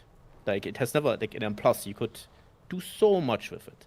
And I think Blizzard is aware of this, that the people have not really fully pushed this envelope all the way. Because I think Eon once said when they removed the unit position API, where you could see other player on a radar, etc., he said, oh yeah, these guilds have done these radars for these mechanics, but in our eyes, they haven't even pushed it as far as they could. They could tell every player exactly throughout the whole fight where they're supposed to be. Like he said this once in an interview. So I think they're aware that it's just impossible for them to let add-ons know stuff. Yeah, like there hasn't been an Archimond or a Star Augur in a long time, but there could be. Yeah. What I wanted to touch on is accessibility, though, as well, and how that creates a huge gap, which is also what you just said, right? If someone has a very optimized UI, you're just going to be better at the game, because the information overload, like especially in Mythic Plus, there are too many casts, too many buffs, too many debuffs. So if you have the ability to filter all of that out, you are just going to be the better player, no matter what. Like, that's just a fact. But for the accessibility stuff, now that they are in this corner where they disabled everything and there is only the Blizzard UI, they'd have to take care about all the accessibility issues themselves as well. Like, there was a huge post on the WoW Reddit recently from the leader of Undaunted, right? Yeah, the leader of Undaunted, that's the Death Guild. And they have reached out to us before about weak auras features as well, and there are so many little things that people solve with add-ons in World of Warcraft that the Blizzard team did not consider or just never implemented themselves that are solved by add-ons. And that's just a huge deal breaker. And I've seen a lot of tweets or replies to my tweets where people were complaining about especially this. And I feel like they didn't consider that part. And now that they've disabled all add-ons, they have to solve that as well on top of everything else. In 4 months. In 4 months, exactly. With less than 10 people. Yeah. Yeah? I mean, what are the solutions? I don't know. What could they do? Well, there's multiple ways you can go about solutions, but I wonder if maybe an important thing would be some kind of like priority list on what does not exist in the UI right now that would have to make this as less painful as possible. And I think people have started kind of sending that stuff to them. But maybe even that would be something you guys would be interested in, just talking about stuff that the default UI does not have, that is like not, because you have to make some assumptions here too. You might start saying like, oh, the default UI should have this, and then you have to ask yourself the question of, does Blizzard actually want that in the game? Right. Yeah, like some of it they want to take away entirely, right? Like interrupts, tracking your friends' interrupts in M+, right? Like how do they want us to interact with that in the future? I think with the increase to spellcasting delays in PvE, and there was I don't know if you guys caught this, there was an interview with a lead encounter designer, Dylan, who said that one thing they're doing is like every dungeon pack, there's going to be a lot less casts in every pack because they think some things don't need to be cast. Like if before they cast and at the end of the cast they put up a dispellable debuff, they're just going to not cast it and put a debuff that can be purged on the thing, right? There's going to be like less total things you actually need to be aware of in every pack, even more from what they already did in this expansion, and primarily because of like add-ons not showing you maybe someone else's stops or their kicks and stuff like that. So like I think that's something they're also trying to tackle in game at the exact same time. Yeah, that's but exactly aren't you why just they're gonna doing pull it. more packs? Yeah, Like, if yeah. each pack does less, then you're just gonna pull Well, more packs. they might do more. It sounds like they're still going to be doing the things. They still have things you need to purge and deal with that you otherwise would have wanted to stop, but now they're just going to happen. So maybe you just can't pull enough things that have a purgeable debuff, or maybe like a shoot or a shadow bolt is something that isn't going to be a cast that you can stop. It's something that's actually just going to happen, right? And you have to deal with that. But you are right. If they reduce the complexity of pulls in an infinitely scaling Mythic Plus system in a high enough key, you're just, to be able to time it, you're going to have to pull 3 of those things and figure it out, right? And then you're going to run into the same issue. But you also have to consider that's like the top 1% again, and they want to make the game easier for the majority of people, and they won't do that. They're just going to be happy that there's less stuff to track in a, Correct. I don't know, your weekly 7 or 10 or whatever. And it also ties in with class design, right? You've seen most of the changes they did were to remove extra buffs or interactions that you would have to track to be effective at your class. And they rolled, I don't know, 3 buffs into one now, so there's only 1 buff that you have to track, but that's the same thing as the 3 buffs did before. And that's all just the combination of these changes that they are pushing right now. Like, if the interface is simpler, and then the classes have to be simpler as well. There was something that I found really interesting looking at classes, and I don't know if this is true across the board, just the few that I've looked at, but it seems like they've taken a lot of like damage modifiers outside of cooldowns as well. Like the amount of, damage windows and things that you'd stack up are seemingly reduced, and that's like a huge because difference. That's something you have to track. It's something you have to track, but it's also a huge difference between, like, really, when you're out playing another player, there are people that aren't very good and just like don't even press their GCDs every global. But for a lot of people, it's like how well you optimize your cooldown windows and like how that is really what separates players. And I think they're gonna reduce the delta between someone who doesn't understands that and someone who does. If they are actually taking away, like Windwalker for sure. Like Windwalker basically got Storm, Earth, and Fire removed, which was like a damage amp, and now it's just Weapons of Order, and it still gives you the effect of like the reducing of your chi and stuff like that, but like there's literally no damage amp applied to it at all. I wonder how many classes are like that, where there is, your cooldowns are like significantly less powerful. Yeah, I mean, player skill has been one of the biggest issues they've had for a while. That's the reason why we have 4 or 5 different dungeon difficulties, right? Because the player skill gap is so huge that you have to make a version for every target audience.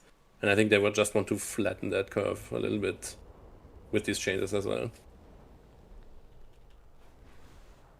Maybe, what about maybe another big one is, okay, actually, here's a question. What do you guys think for players is going to be the single biggest growing pain?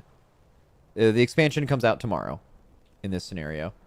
People are logging on and playing the game. What is the thing that is missing from their UI that you would try to at least guess is not something Blizzard doesn't want you to have, but you're not going to have and it's going to affect you? I think it depends on the role you're playing. If you're a healer, custom raid frames. I don't know. Yeah. I think every That's single number healer. one. If you're an that, impulsor, the CC tracker, honestly, I Yeah. think that's the biggest part. But I don't you can think get that's by not looking at it. Yeah, I was about to say, I think that's something that they definitely do not, like, they do not want you Yeah, to do yeah. dungeons to feel like you need to know the CD tracking of your party members. Like, obviously at a high level, that will always make you better, but you have other ways to distinguish yourself as a high-end player, right? But I think that's something they don't want. I think healer raid frames are actually number one. I think people would really struggle with. I mean, there's people in top guilds who heal with very close to Blizzard default, but that's also assisted with weak auras that glow your raid frames when someone has a debuff or stuff like that still works on Blizzard default. They like the little customization and the inability to like whitelist and blacklist certain debuffs and stuff is, I think, something that is probably should be top priority. As much as the nameplates get like a whole Blizzard version of this, I think the raid frames, they also need like a whole overhaul before they're removing all of this stuff. For example, if I'm a DK in the raid and I'm pressing AMS, I cannot see that as a healer right now. If there's a DK that has an AMS up, I see maybe a little overshield for the absorb, but there is no icon indicating that that player currently has a personal up. That is just, yeah, that was one of the most useful weak auras, right? It's just like the one that puts everybody's defensives on their raid frames. If you look at any raiding stream or POV from the last 10 years or something, like it's almost ubiquitous. Everybody has this. And another thing that's really like gonna hurt a lot of people, also a lot of M+ players, is just nameplate colors. Nameplate colors are everywhere. Like a lot of people use them. For me, it's like a very simple system. I have like one color for priority mobs, one color for casters. Like my casters are all yellow, for example. And that's just, as a tank, if you're learning new routes, it's just so good to be able to see, oh, this pack has like 6 casters. Let me not touch that one. And stuff like this. And I don't know. There's so many small things like this that I could just rant on and go on about and tell Blizzard you need to have this in your game before you remove it from us. Because a lot of people will just quit, I think. That's honestly still my biggest grief. Why don't you just communicate better? Why don't you just reach out to us? Why don't you just tell us what the plans are? why do changes from interviews not get reflected in blue posts? Why do we ship things that we said we didn't ship? Like, all of that is just so confusing to me. I do understand Blizzard is a big company, right? But they can do so much better there. I think we're less than like 2 days from a very detailed discussion on a blue post about this, I think, because the feedback has been pretty strong, right? And I think just simply the fact that this has just gone so differently than the last time they publicly talked about it saying it would go, I feel like there just needs to be a decent amount more communication. So we'll, I assume, probably get that. Well, I have a question. What are some things, and maybe the answer is nothing. Hopefully the answer is not nothing. What are some things that people use right now that will still work? That, like, you've been used to doing this, and this will still be in the expansion as of right now. MDT. Some Mythic Oh, Dungeon yeah. tools. MDT, Yep. like bag add-ons should be fine. Yeah. Alt tracking stuff should be fine. Rare Rarity, farming, handy yeah. notes. Collectors stuff. Yeah. Collector stuff. Almost all of With that the should be late- fine. What If about... the latest change rate notes, like MRT note, that is fine again. Yeah, I was Yeah, about to you say, can, I you think... can have and Yeah. send the notes. You can't do anything with them anymore. I but- believe That's a reminders Reminders might should be work. fine. Yeah, reminders will work. Which the stuff people have been doing for a while. So I think that... I mean, that one's really hard to kill, right? Because like even if you kill the functionality of reminders, the unlisted YouTube video tech becomes like that Pandora's box has kind of already been opened now. Or overlay and all of this stuff. Let's not even get into that. Oh my god. Well, I mean, we But we could... should probably mention that they did roll back We could, I all of guess. the changes already. Yeah. Like, they did have a blue post, and they did announce that they were going to change something. They didn't do it yet, but they announced that they're going to revert some of the chat changes at least. That makes DKP add-ons and loot tracking And possible the again. gambling add-ons. And the gambling add-ons, of course, yeah. Yeah. I'm not... I think that they should do like the functionality that was going to break. They should offer in game, like doing a break timer, for instance. I don't know if they want to make getting into WoW and raiding and stuff more accessible. You shouldn't need to download something for a break timer. I don't know. I feel like they should. Do you remember how long it an took them add-on to should add also the be able to pull do that, timer? sure. But like, I don't know. I think they should have looked at that list of functionality that people are like, oh, we can't live without this, and put it in the game as well. When was the official pull timer added? Was it Yeah, this Legion? last expansion, right? The War Within. Oh, Yeah. really? What? Okay, yeah. I thought it was earlier than that. No. / countdown, right? Where it's like Wasn't Yeah. the pre-patch of War maybe Within? Dragonflight or something. Yeah. I think it was... Oh no, Dragonflight. I think think it- Dragonflight. Sorry. Wow. Yeah, Dragonflight probably. Yeah. That's actually insane. I would have guessed it was actually in a lot longer than that. I have Um, a funny screenshot if you want to show it on screen, like of what is gone from my M+ UI while we're at it.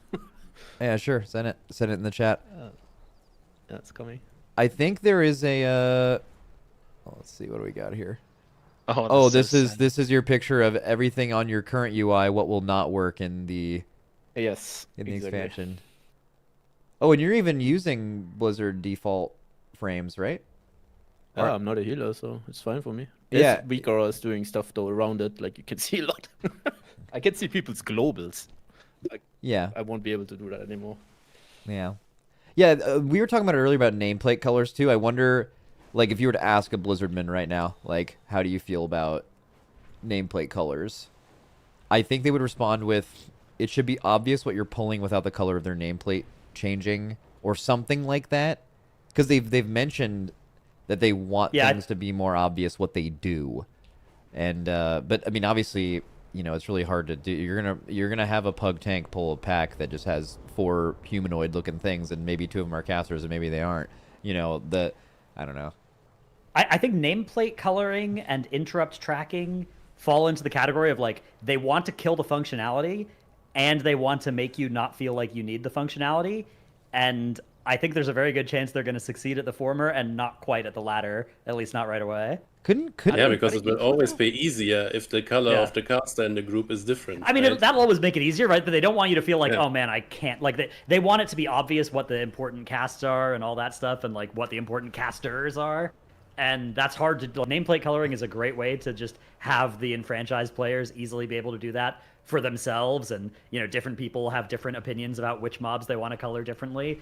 And if Blizzard kind of tries to take on all that, I think there's a good chance that it'll be a little bit worse or quite a bit worse for a while until they really get their get some practice on it. I mean, I also Well, think it could be in game, right? Like, I feel like nameplate colors in game of just a simple thing of like, here's a caster nameplate color, here is a mini boss nameplate color, and boss nameplate color, and then like just something that simple would also just do wonders. They'd have to categorize their own mobs, right? Yeah, But if they added some of the plater functionality of just like letting us, in fact, like nicknaming mobs as well. If there was a way in game to do that with nameplates, I would be so big because like right now, one of the biggest problems when I went on alpha is like I'm just looking at these mobs and it's like it says Raiders training dummy instead of dummy, which it does for me on live because I have the last name thing, and man, that's gonna suck going away from that. Hear me out. Is it so bad that add-ons can do that?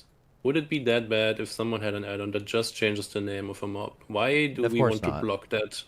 I don't Yeah, think I they think that want. would I be don't think they nice. want to block that. I think that is just a casualty of them wanting to definitely block other things, right?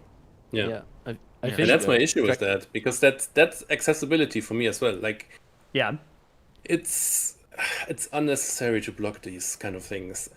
They might give you a slight advantage, but hey, if you are someone who easily forgets names or whatever, and you want to make the stuff that is important to you green, then by all means, just let me do that.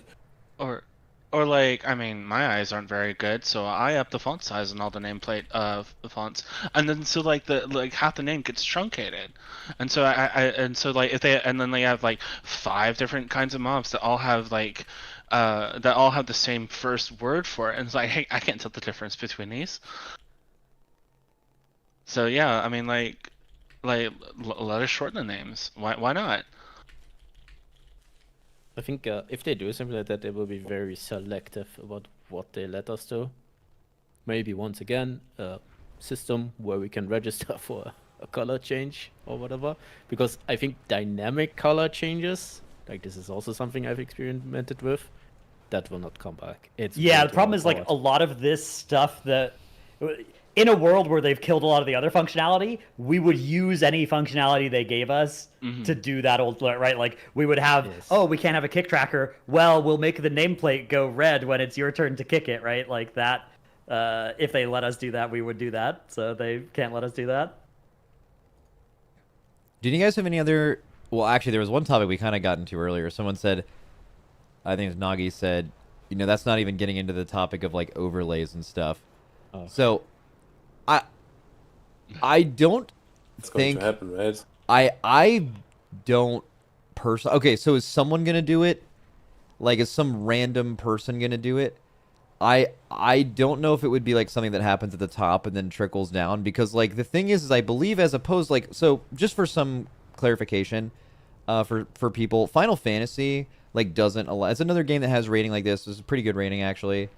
But they don't allow add-ons in their game, so therefore they are not regulated in any way. And also the game's like super spaghetti code, so they actually cannot tell if you're using third-party tools unless you literally stream yourself do it. So what they are capable of doing with, in quotes, add-ons in that game, which are like third-party overlays, are extremely OP and vastly go beyond, I believe, what any WoW add-on can do, at least currently. Oh, but yeah. but they are, you can't get caught in that game again unless you stream it. They have no way to know. I believe WoW can know. Is that correct? Like, if you are parsing WoW data third party, porting it to something else, like is that even possible to do without It Blizzard is knowing? possible, yeah, for sure. Yeah. It's a bit nebulous on the details of, like, there used to be a thing, I don't know if it's still a thing, called Warden. It's like their quote unquote anti-cheat solution, yeah. anti-cheat. It's not like kernel level though, right? Like Vanguard no. or yeah. So it is. You could beat it. The if problem comes from, okay, we detected an overlay, but this can be GeForce Experience overlay. This can be your Discord overlay. Who is going to decide which overlay is bad and which overlay is good? Okay, And also during Race to World First or whatever, you can just have your camera pointed at the screen, right? And then you can have some AI analyze your personal buffs, and then you still have your buff tracking or whatever. There's always going to be workarounds for that. okay.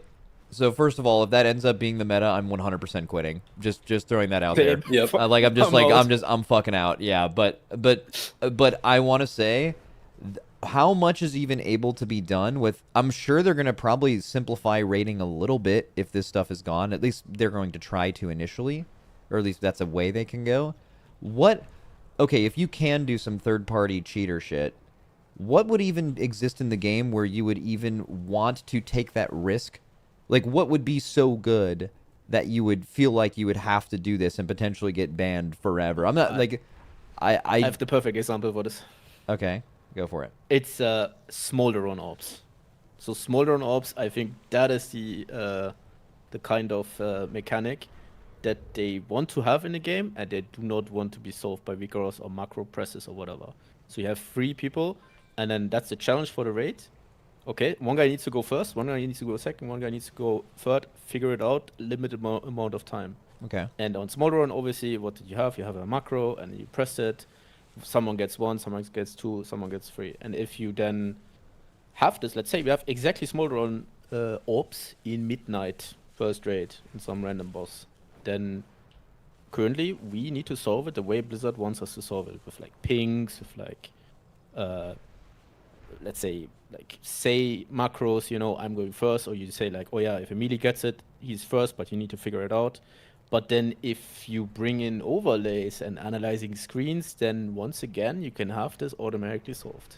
So that is one point. Okay, I can tell you this with 100% certainty, at least for our guild. If a really smart person in our guild comes to me and says, hey, we're on this boss Smolderon, we have these Smolderon orbs, which, by the way, we were YOLOing Smolderon orbs, I think, until someone, maybe Relo, made a, like, threat thing that, like, made it so it would, like, basically it did a 1, 2, 3 on threat or something when those went out, and you could, like, determine it through that. But if someone came to me and was like, okay, instead of us YOLOing Smolderon orbs, we can break the TOS and cheat, and have this mechanic specifically be more repeatable on... I mean, let's say it's an even harder Smolderon. Let's say it's on a 300 pull boss, so it actually would be very strong, right? There's no fucking way. Like, there's literally no way we would do that. You are risking your entire relationship with Blizzard.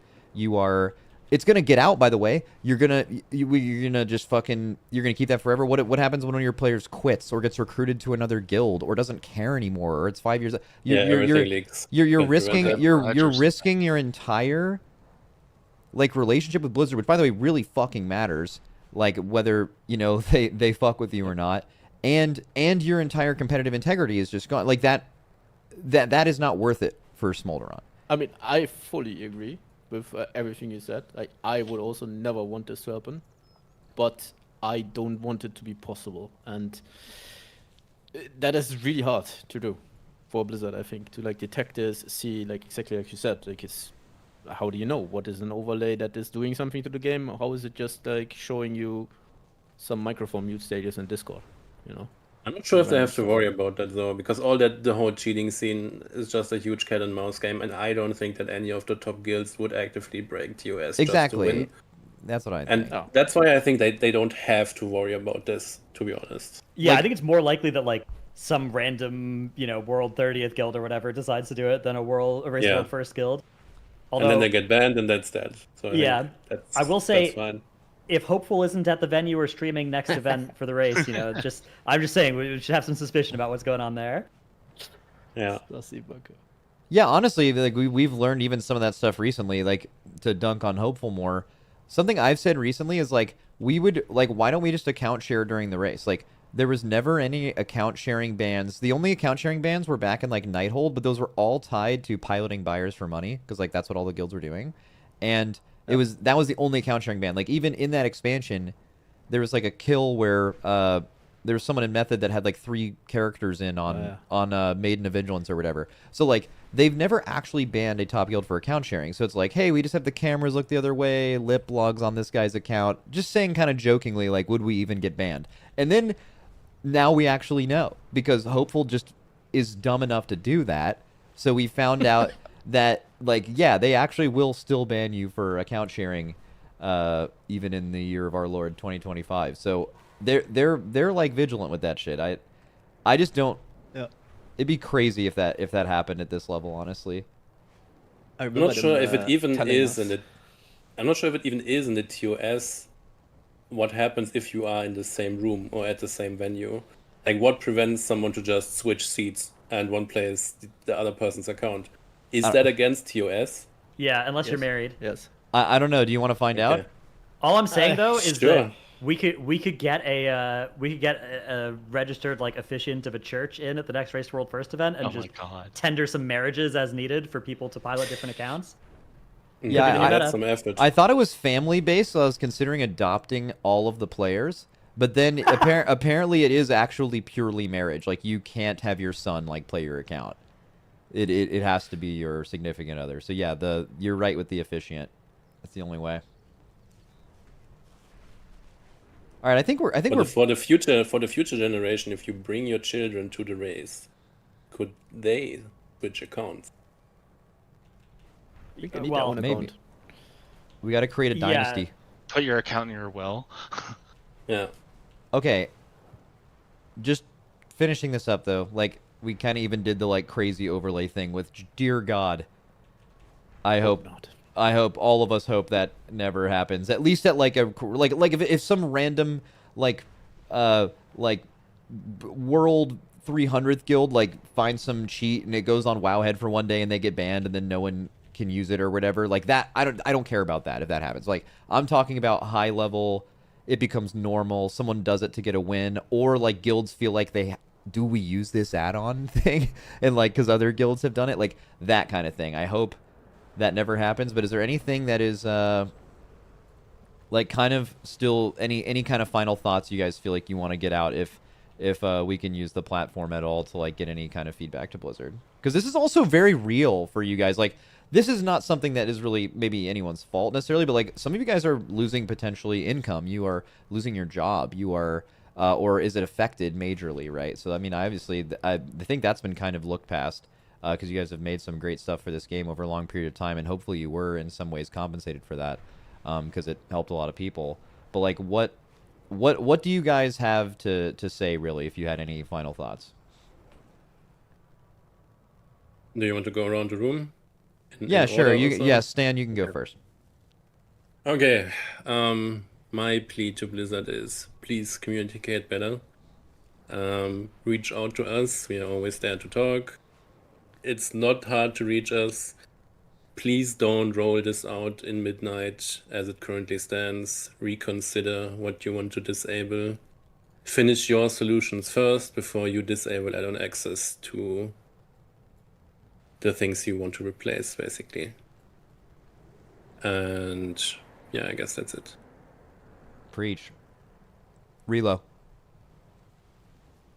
I mean, kind of the same. I definitely would like Blizzard to give us at least information about our own player state, not like every other person, even if that means we can do some computational stuff for your own rotation. But I think giving that one back would give them enough time to figure out better solutions in the next expansion, while still mostly killing the raid assignment stuff. All right, cool. Nagi. Amen.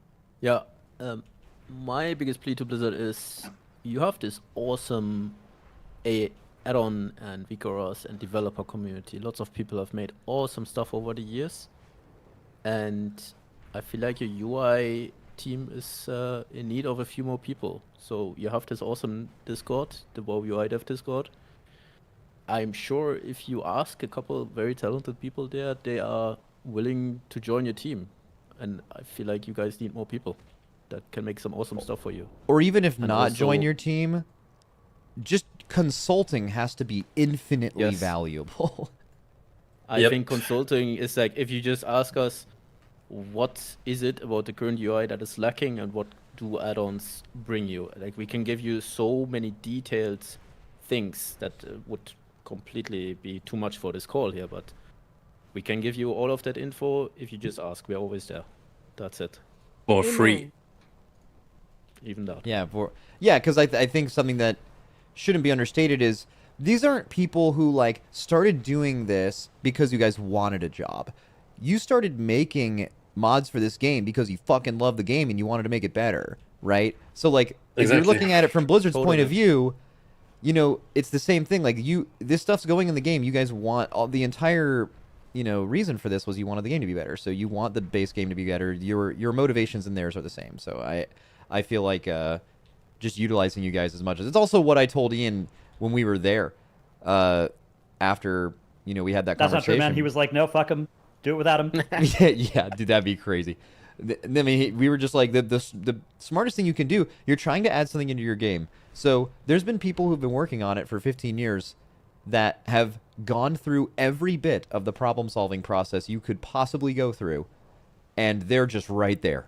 And they'll help, and you should hire them for sure, but they'd probably help for free, or consult, certainly, because they care about the game. So, like, if you're not utilizing them, you're just making your job harder. Fun fact from back in the day, during TBC and RAV, they actually did hire or consult with add-on developers, and some of the base systems of the Blizzard UI are written by third-party people from the community, like the current combat log, the threat meter. Those were all written by community members back then. Oh, I did not know that. That is a W info dump. All right, Nagi, your last thoughts. I just talked. Oh shit. I thought. Okay, my bad. All right. I think we're only Rivers. missing Rivers. Yeah, it's just My me. brain's fried, I guess the only thing I want to reiterate is just like, Amen.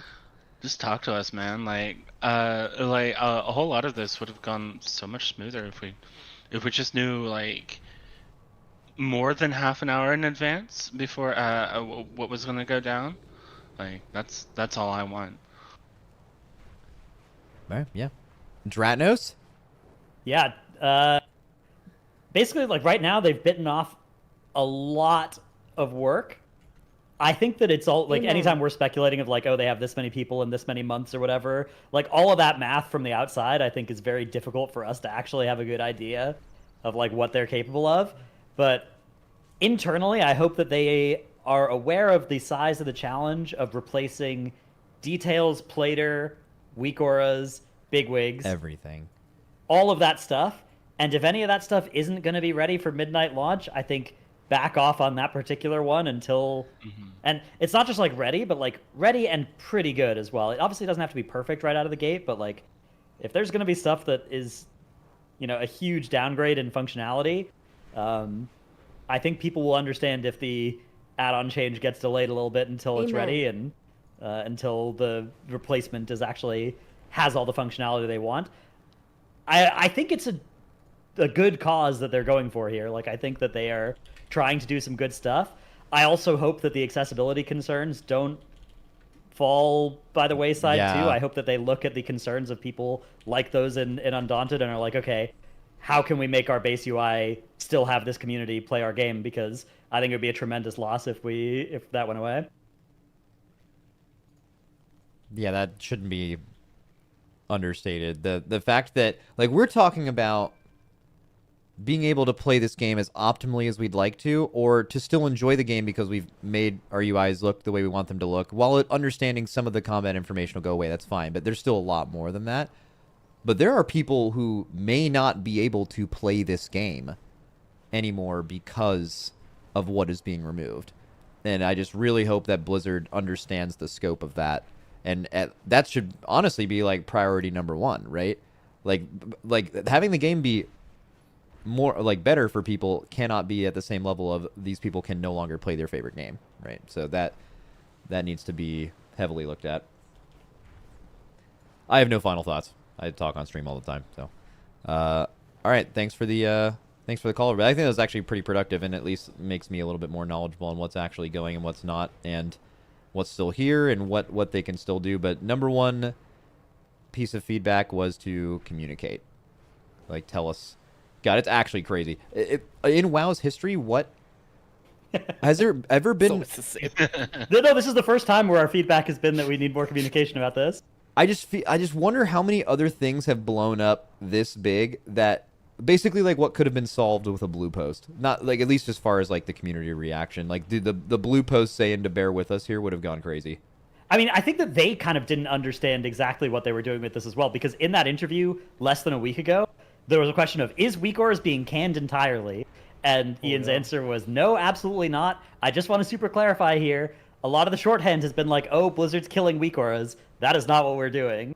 Right? So then that's the part that I don't understand. Like, and then the cumulative effect of their changes is that the weak aura devs decide to stop doing weak auras, right? And it's like, based off of the information that we've gained. Yeah, if you're going to give him any credit for that, like, is there, if you guys wanted to put in the work, is there some extremely stripped down version of weak auras that can do nowhere close to what it is currently doing? Would that be possible? It even seems like from your own blog post that might be possible. Yeah, but it's like definitely yes. Right? It's just not worth the effort to do something for what they are even giving you the ability to do, right? So like he's saying like, well, we didn't really mean to kill weak auras, they just stopped wanting to work on it or something, which is still not entirely the truth, but I'm sure that would probably be his rebuttal to that. But you are right, it does.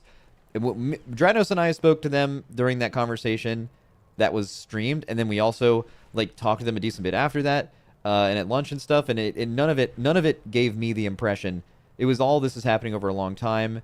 Like, the stuff that Ian said made it sound like it was happening longer, which, that doesn't seem to be the case. So it's either something changed, they didn't talk about it, or this is farther than they thought it was going as well. Because the whole add-on environment and what APIs and, like, what calls from what and flags and all that stuff's like... I mean, I realize right now I'm just saying words, by the way. Just literally buzzwords. I'm sure you guys are tilted by that. But, like, how exactly all this stuff affects that? Do you think Blizzard knew with, like, accuracy exactly what was being nuked with these changes? Like, do you believe that? Like, exactly what was going to be going away? That's the real question mark for me. I'm pretty sure the UI devs knew, but I'm not sure about anyone else. But it's also something that you mentioned that I wanted to clarify as well. I've seen a lot of responses to our tweets that were like, okay, so your guys are just too lazy to build a version for midnight, fuck you. Quality of life should be possible. Why don't you just do it? You hate your fans. In that line. Okay, before you respond, can I just point out that literally nothing you say right now is going to change those people's minds or make them happy? Like, they've already made their mind up. Yeah, I just wanted to address it, that it's not really because we don't want to, it's because we can't. And there are reasons for it why we can't, and if you decide that you want a weak aura version that does what remains of the UI that you can, or the APIs that you can use, then feel free, do that. But there are already add-ons that cover that, because that would be stuff like your farming reminder, your event tracker that tells you which event is up in the world, or your daily chores tracker. There are already add-ons that do that. You don't need weak auras for that. And I think Rivers also made like analysis of what would remain. So you maybe can talk about that. Oh yeah. Well, yeah, I was just gonna say, like, I mean, there's a lot of like those non-combat stuff. Like I have one installed right now that just tells me like which dells are the fastest to complete, and stuff like that. And that's part of why we announced it so quickly, was to give people time to move that out of weak auras. Because like, yeah, like we could keep like basically a little add-on platform for that, but since like the main purpose of it, since we have the main purpose of the add-on, all the combat stuff is gone, like that's impossible. Like it was either just like become a little become a platform for all the little utility add-ons, or just let those go into CurseForge. Like they can live without us. Yeah. Yeah. All right, cool. I think that's it. I don't want this to be too long, so people will watch the YouTube video and be like, "Oh my god, this is 3 hours." Like, I'm sure there's a lot of stuff we could do, but I feel like we were very concise and talked about all the important issues, so it'll be at least easier to understand. So all right, thank you guys. That was really, really insightful, and I hope the next few weeks are less stressful for you all, as I'm sure you've had a hell of a few days. So. Yep, it's been interesting. Awesome. Thanks for the invite. Yep. All right. Thanks for the talk, guys. See ya. See you in the next blue post. Bye. Yeah, actually. All right. See you later. Yeah, it's crazy how we're going to go through all this again in the next blue post. But also, how much weight is on every single alpha build? What changes are coming to the UI? Because, like, I remember in the War Within and Dragonflight, actually, when they were doing some... It's been, like, a few expansions when they've been doing the Blizzard UI stuff now. And there was a few alpha builds where like every single build there was like one tiny new feature being added to the UI or something like that. I feel like there's going to be such a microscope on that. Like there are some huge wants and needs over the next few weeks. So I'm going to still stream a little bit more. I feel like yapping, and I'll probably quest a little bit on this guy. I kind of want to see the new dungeons. But also if you guys are more like big event people, like you're not here for the yap, I am going to be streaming again tomorrow, and there's two polarizing things that's been happening. It's the add-on conversation, and then it's the class changes, simplification of the game in the classes conversation, which has been like overshadowed by the add-on stuff in the last couple of days, but I think that's like actually really important. So what I'm going to do tomorrow is try to talk to someone from each spec. I might consolidate tanks and healers a little bit like usual. But the idea is just going to be, first of all, give them some space to talk about their classes. Probably not as much as like going into a new patch maybe we normally do. But basically, quick answer, with the updates to your class, now that you've played it on alpha, how does your class feel compared to before? And are you a fan of the updates? Do you like the updates or do you not? And then move them up or down based on that. And then just try to get some kind of account of how many classes actually feel a lot worse, how many classes feel the same, or how many people have liked their changes. I've seen all three.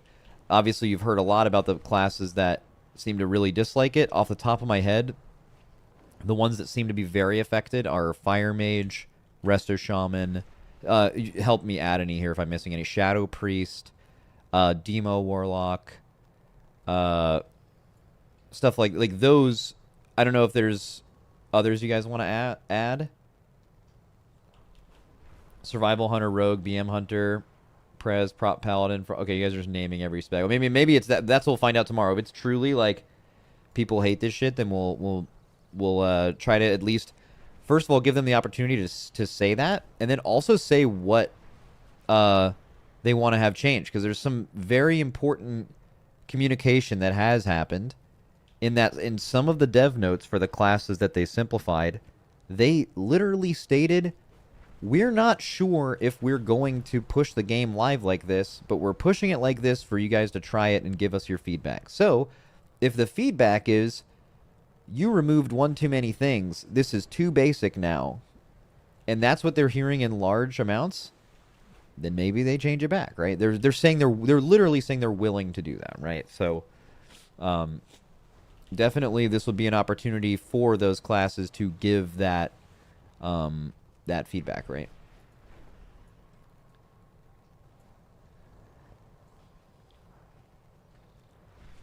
Isn't feel worse going to be subjective and also factor the content it's being used on? Well, so for one, is feels worse subjective? Is it possible I get someone on that says that they love the changes to their class, and like literally every other person who plays that spec disagrees with them? That would be unfortunate. Usually the people I get are like pretty tapped into the community and probably won't give an answer like that. They usually give something that they're pretty tapped in and they all kind of have a feeling about a class, and they would, even if they disagreed, they would probably point that out. There's some that are obvious. So like I think maybe one of the main purposes of tomorrow is for the classes that have been completely neutered to give them some space to talk about it, because I don't think there's going to be, I'm not going to get a Fire Mage on tomorrow that's going to be like, yeah, this is great, right? So yeah, I feel like, but then there's classes that feel perfectly fine, right? Because I feel like some narrative is like every single class is boring now and they simplified the whole game. That is absolutely not true. There are classes that feel better than they do on live, that have had great changes, that have not been simplified at all, or if in any way has been removing some redundancies, right? That is true. Like that has happened to some classes, but maybe that has not happened to your class. And trying to find a point where you can meet simplicity with still, I mean, they said they want to simplify things while still retaining depth. They've said that. That's their goal. Well, some classes have lost too much depth, so they need to add it back, right? That's the purpose of the discussion.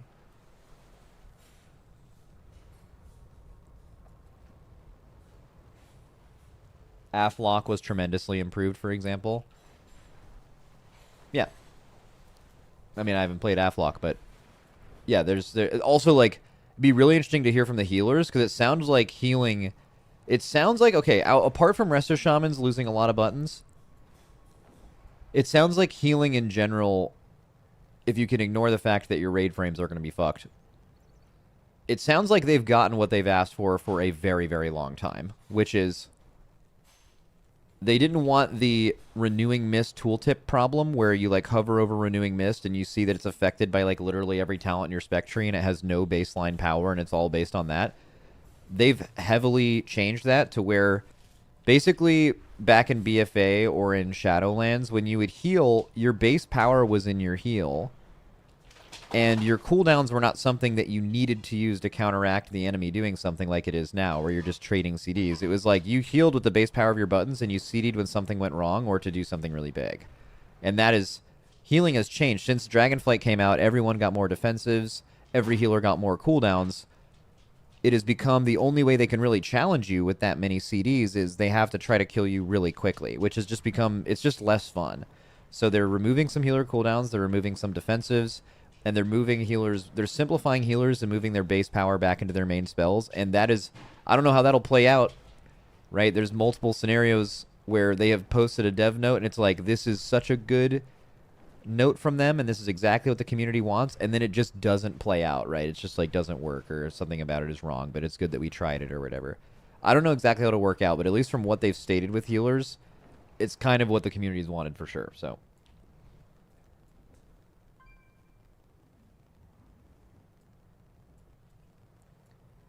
Max, do you have any idea what time you'll start the class discussion tomorrow? No. I don't ever... Bro, you got me to tell you what I am going to be streaming for tomorrow, which is already just so much more information than you ever normally get from me. You're asking me what time it's starting? Dude. Just take what you can get, man. Come on.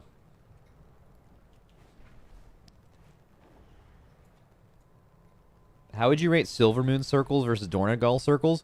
Dude, I'm glad you asked that because I was just thinking about that. Dude, flying circles around this city fucking slaps. This city looks so cool. I mentioned this yesterday on stream, but like, dude, and this is kind of just asking, this is a stupid hypothetical because like it probably was not possible to make something that looks like this in whenever the fuck BC came out, 2007 or something. But, like, dude, just imagine you're playing a game in 2007 and, like, you're looking at this. They would just, like, actually blow your fucking mind. You just explode. Like, what do you do? What do you do?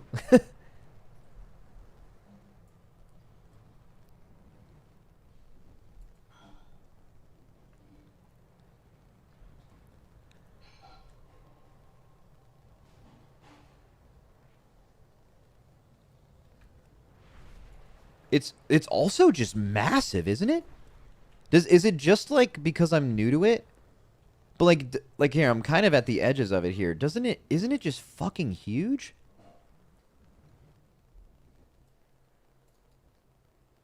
Maybe it's just more like maybe it's like the same size as Dornagal or something, but it just looks so much more full.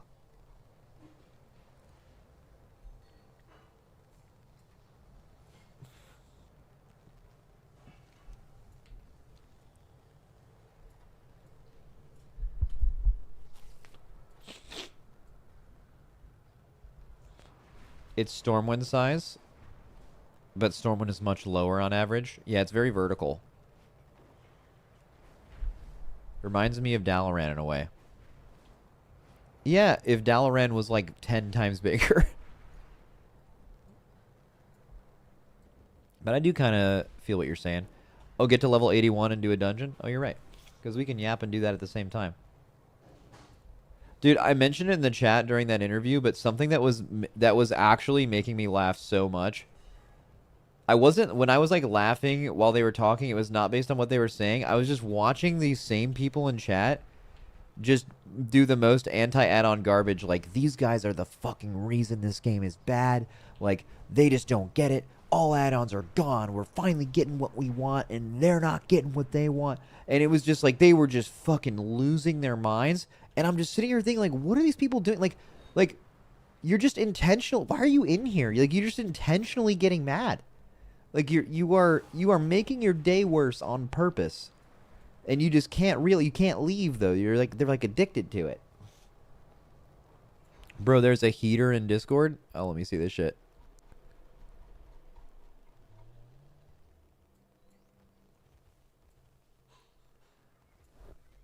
I can't see it.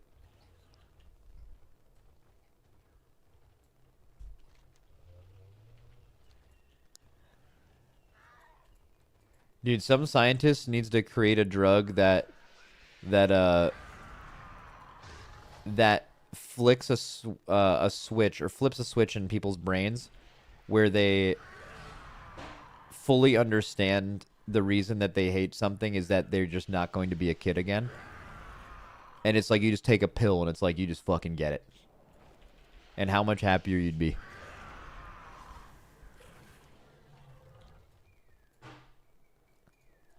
Trapped Lynx. Lynx trapped for relocation. I don't want to trap this. He's a cool little lynx. Alright, my scream didn't do anything. Alright, Alright, I must kill him then. Did that work? Yay. It's in your goated unban requests in Discord.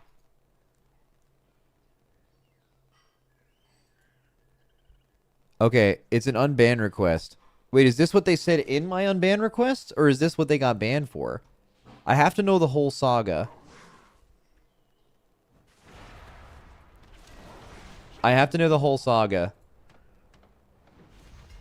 That's what they typed in the unban request. Okay, we don't know what they got banned for. But here's what they said to try to get unbanned. Fuck you and your shit stream. Shit community is so dog shit. Like, people like you and them think you're so good because you got cybernetic hacker enhancements. Okay, this is a bit. It's a bit. This guy's popping ult, but I'm pretty sure this is a bit. Lol. Like, the cybernetic hacker enhancements in all caps lol is definitely a bit, but answers to the test, little add-on boy, rely on never using your brain, watching add-on timers all day. So pathetic. Keep me banned, your little world-first shit community. Less than 1% of the total WoW community. Ruin the game. You're A55. Your ass at the game's elitist, miserable people. Add-ons only thing that make you feel good while putting others down. Crime war. Add-ons gone. Two-faced boy. Lol. Dude, the ass with the 2.5s goes crazy. I would give that. I'm gonna give that guy mod. Did you unban him?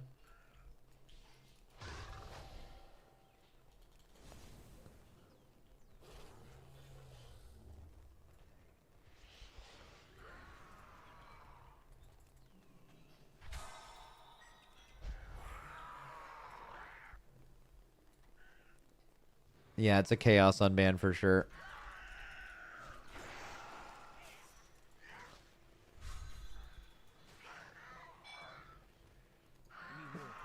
Wait, the enforcer's just slamming all the mobs for me. That's good. So just get in combat and let these bad boys do the work. I like it. Good day to you.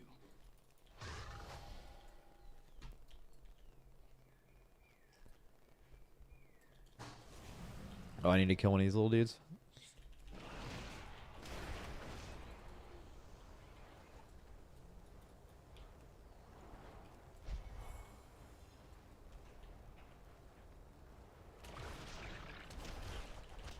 To be fair, when I was still a noob, I thought the same thing, that add-ons are basically playing the game for the top guilds all the time. Yeah, I mean, I don't think that that's super far-fetched, right? Like, you're basically just saying, when I didn't understand these things, I thought some things about them that weren't actually true because I just didn't understand, and I just You know, it just comes down to the having confident opinions about things you don't actually understand, right? It's pretty easy to be like, well, I'm a noob at the game, and I see these other streams, and these people have these things on their stream, and that's the reason they're good. It's playing the game for them, you know? So you just end up, thinking that. I don't think that's, like, too far-fetched. I see stuff like that all the time. There's no skill difference in any of the top guilds. It's just, like, how much you have weak auras playing the game for you. Like, obviously, if you play current World of Warcraft at even a like average or below average level, you know that that isn't true. But like it's someone who doesn't do those things talking about something they think they understand but know nothing about. Peak Krug. Thank you. Those Hawkstriders are a terror.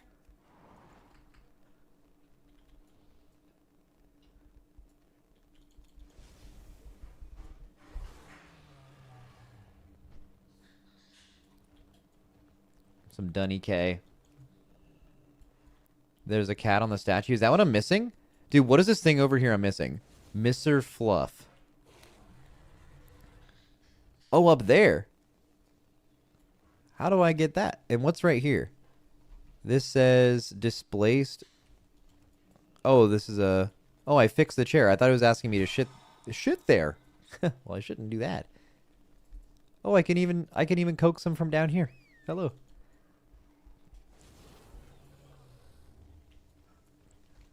Dude, this is such a random thought, but do you guys remember that one SCO interview that we watched recently? And he said, well, actually, that's true, to like the most obvious thing ever as a way to start his sentence. I don't know if anyone else was there for that, but that was fucking funny, man. All right, what do we got in here? I'm not good at questing. Something's got to be lit up. It would have been up there, though. All right, you know what? We can't do it. This is one of those moments where if you are making the mistake of watching this on your main monitor instead of just listening to it on your other one, you end up watching me quest as I'm doing it as my secondary thing. Like, I'm basically questing on my second monitor right now and mainly reading chat. I see this every now and then where, like, I'm basically yapping and then a few people in the stream don't get it. And they're just in chat, just so tilted at how inefficiently I'm doing the quests. They're just, like, fucking not having it. Oh, it's a bush. Hello. Because it's got to be so frustrating to watch. It's like one of those ads. Have you guys seen those, like, mobile game ads where it's actually usually not even the game that they're selling you? But like they purposefully have someone play the game bad as a marketing tactic so you feel like you want to play the game because you will play it better than that. It's like that. It's like I'm baiting you to play WoW because you're watching me questing and you're like, dude, there's no fucking... I could do that so much faster, bro. My poor kitten was savaged. Thank you. Remember the sun well. Dude, it's actually crazy smart that people actually figured that out. I'm not saying it's not, like, bad for society. You know, because it is. But, like, the fact that people found out that you can market a video game by paying someone money to play it bad on purpose and then release that as the footage for the game, and then that makes people want to buy it more. It's not that it isn't evil, but whoever came up with that is definitely smart. Your path leads you deep, stranger.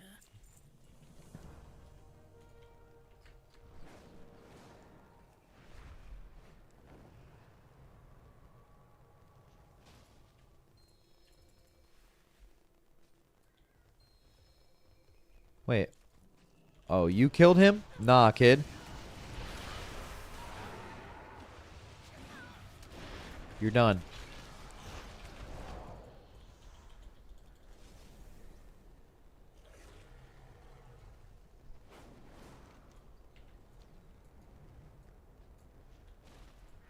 Glory to the Sindori. Stay the course. What's more funny is the one doing the ad is not the one actually playing the mobile game. He's just faking that he's playing. Oh, yeah, that's... I never thought about that, but that's, like, definitely true.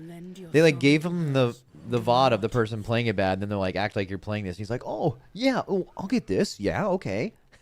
They are just making it up. That's crazy.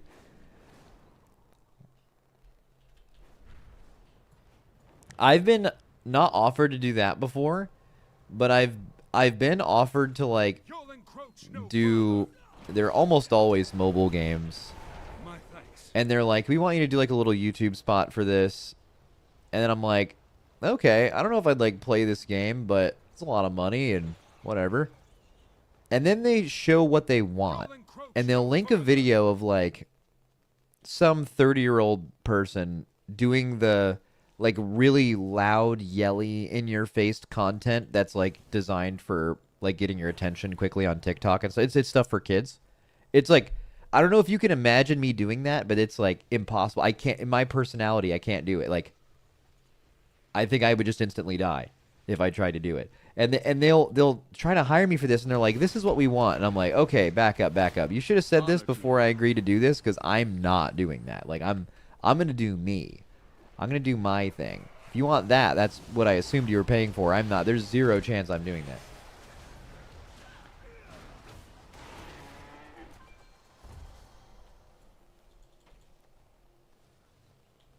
It's also just so inauthentic because, like, if you're trying to advertise to my viewers, like, if you guys saw me do that, you'd... What business? I mean, honestly, it might be good content and a good advertisement just because it would be pretty funny. Like, you guys would just find it and be like, what the fuck is going on right now? But, no, most of you would just be like, what the fuck? Hey, kids! I don't even know how to do it. You'd laugh. It'd be good content, but no one would be clicking the link and downloading it, except out of a bit. Like, dude, wouldn't it be so funny if we all downloaded this dog shit game? I might die here. Huge stun, but not looking amazing for my survival.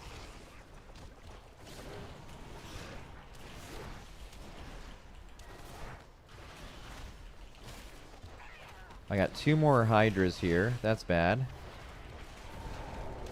Okay, no, I'm massive? Am I 81 yet? Almost. This quest probably gets me to 81.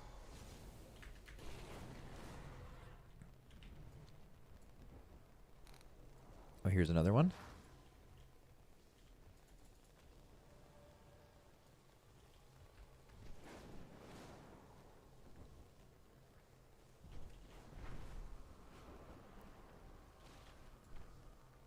Where's the thing I need to examine? Oh, I'm in trouble again.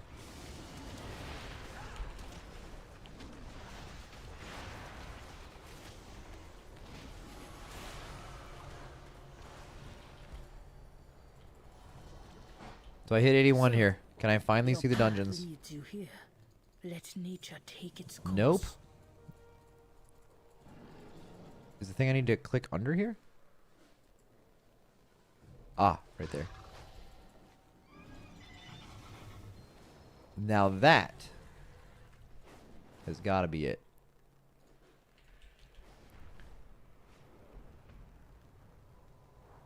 Midnight zones look so much better than the War Within zones. Wait, can I like fly and look at all the zones? I haven't done that yet. I don't know if alpha... Usually alpha is like limited to certain zones at a time and they like kick you out of the new ones. I'm not... Are you able to actually like go to every zone?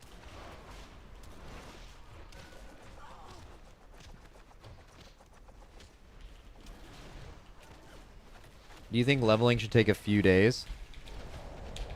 In 2025? No. Nah. I both think it was good that leveling was that crazy back then, but also, this is just my opinion. I don't think that... I think leveling was more novel by then. I think people have leveled in MMOs for a long time now. There's much less novelty in leveling. Like I feel like if the leveling process was multiple days, people would actually hate that so insane. And what I mean is like playing all the time. Like you're talking like 30 hours of leveling. I think that would do significant harm to the game. Because at this point, like leveling is a means to an end. And I know it didn't used to be, but I think it was just a different time. Games are held to a higher standard now.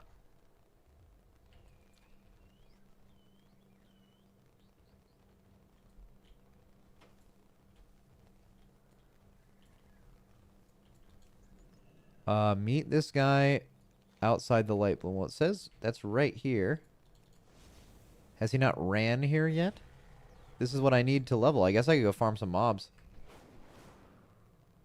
Mob farming?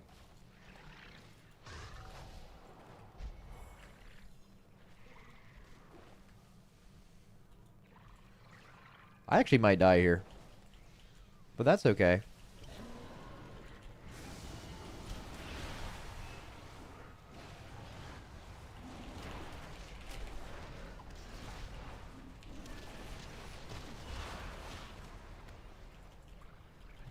Did not level. Who's that guy? Mickey. Hey, Mickey.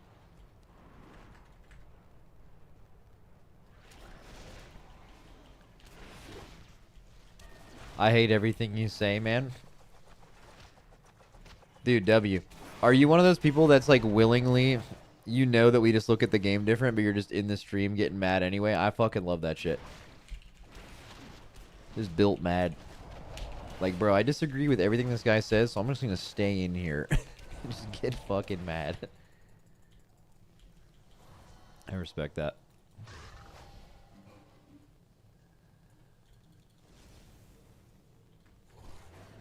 Wait, it's telling me to actually go here now. Still not here? Okay, that's cool. I'll just farm my way. How much XP am I missing? Like 5k XP? How much am I getting from these mobs? It was a good area to farm over here.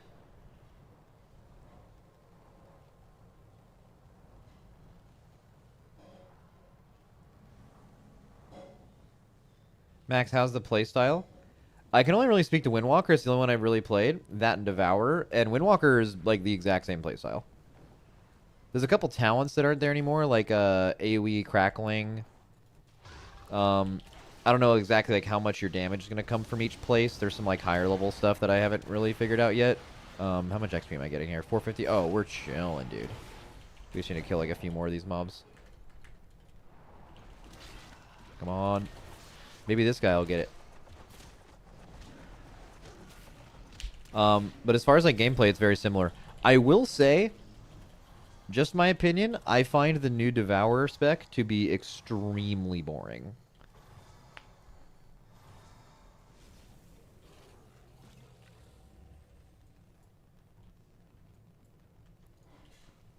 Oh no, why?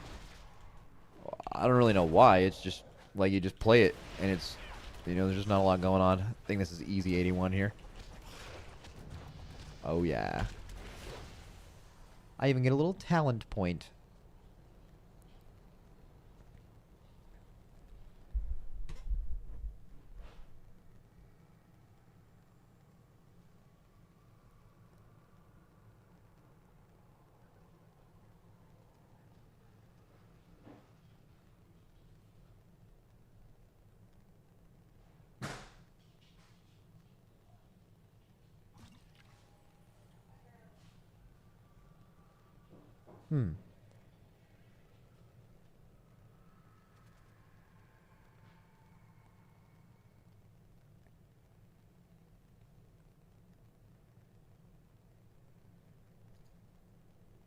I don't know what to pick. Maybe just the first Apex talent. Fuck it.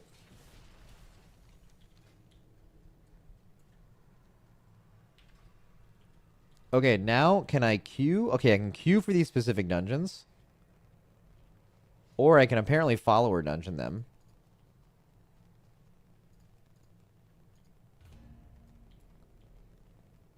I just want to see what they look like.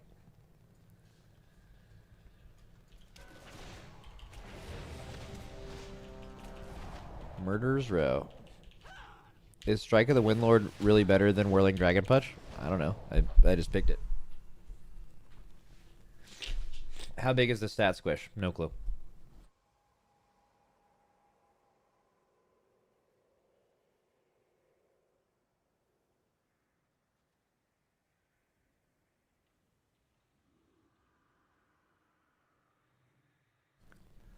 Did I? What happened?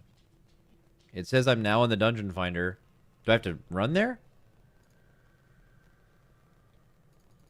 Am I lagged out? You were in combat.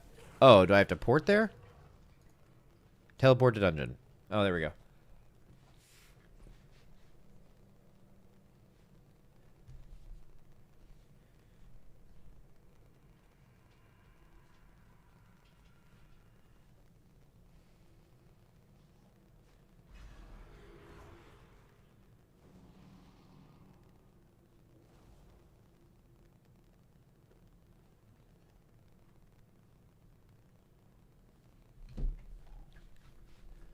All right. Oh, I gotta interrogate some snitches. Oh, excellent ping, AI. Who's the snitch?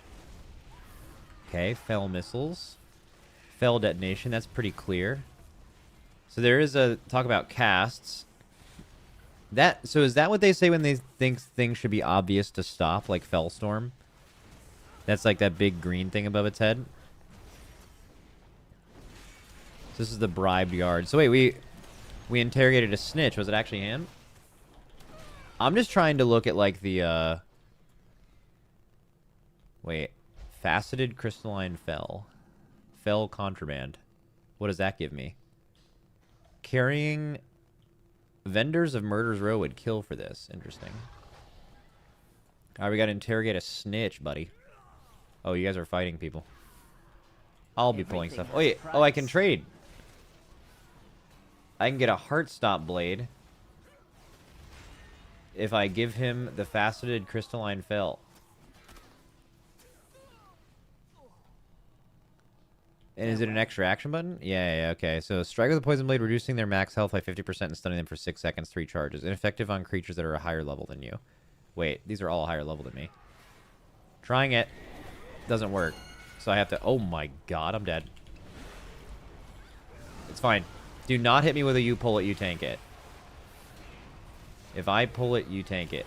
You guys are AI, bro. Some clankers. Tank the fucking dungeon. Stunning.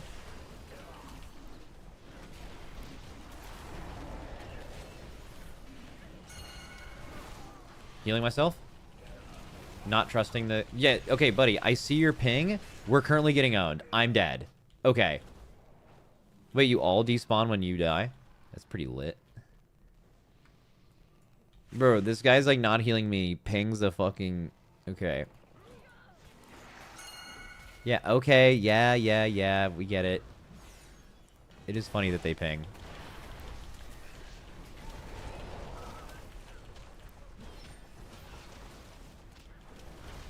So I'm interested in the Fell Mages, like, because they said there's going to be less things in packs that cast. Maybe they'll actually just do something instead of doing a cast for it. I want to see an example of that.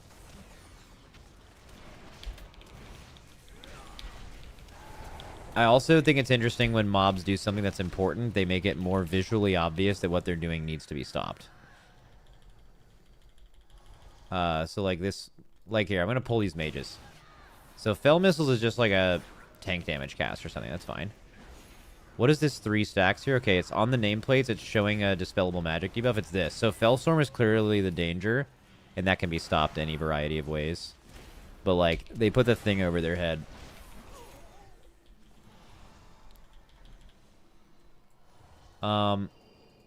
So I'm gonna go up here. Any pings? Oh no, I don't know who to interrogate. Okay, thank you.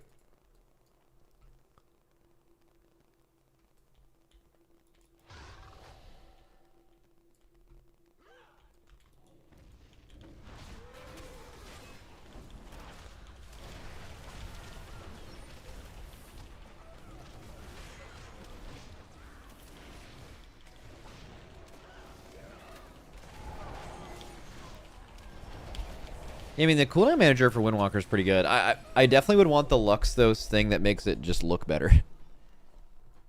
For sure. Oh, last snitch over here. Oh, wait, not a snitch. Tell me my fortune anyway. He gave me an icon. Okay, there's a bunch of lore shit in this dungeon. Looks like the guy's up there. Is he in here? Where is he, bro? He's up there, bro. Oh, my God.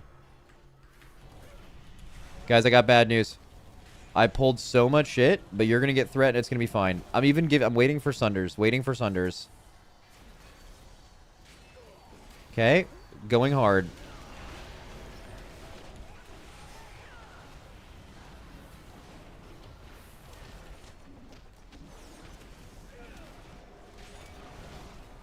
So what kind of nameplate options exist right now? I know they showed some on a slide.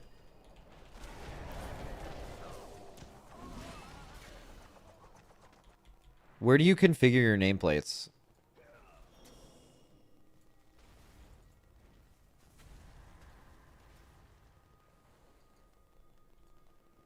Okay. We got some snitches. All right, nameplate. So is this it?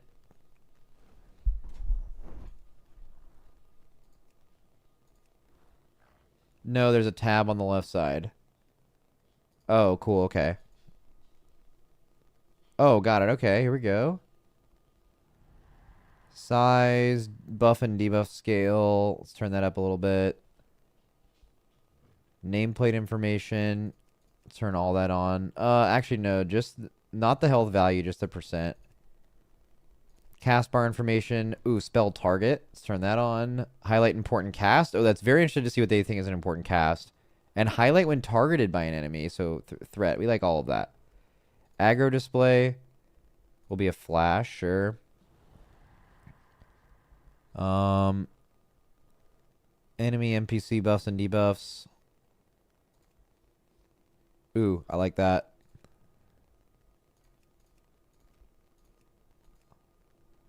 And simplify nameplates. Sure. Okay. W.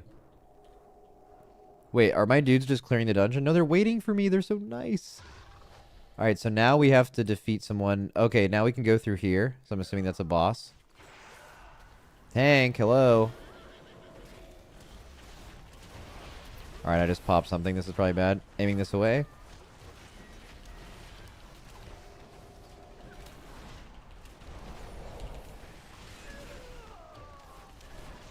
Ugh.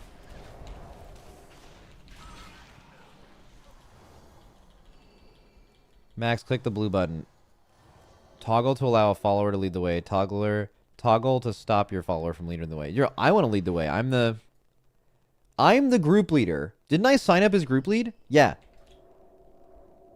Alright, I'm not going to look up any mechanics. What does this boss do? Chaos Barrage? Raid damage, maybe? Nope, that's a tank mechanic on me, I think. Okay, so Chaos Barrage is just tank damage.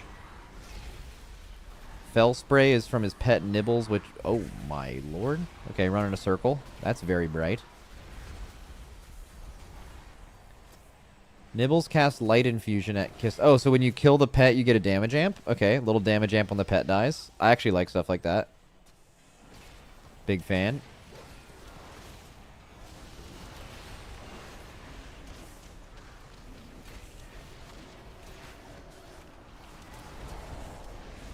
And then what else? That's it? I mean, this is normal. Like, obviously they add mythic mechanics later. What's the mythic mechanic on this?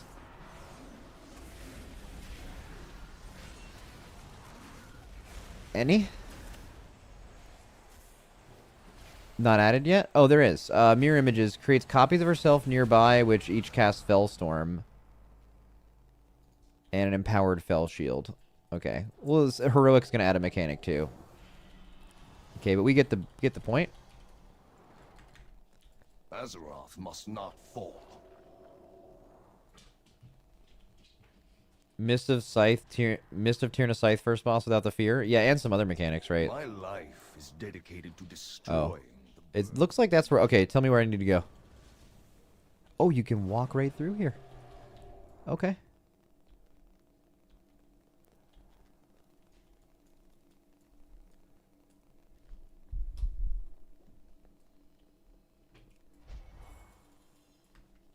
Alright, I'm back in charge, my guy. You don't belong here. Yeah, we're good. Alright, pulling everything. Coming back. Getting around the corner, healing myself. They're going to initially have threat on me, maybe. Nope, we're good. Quick stun. Popping CDs.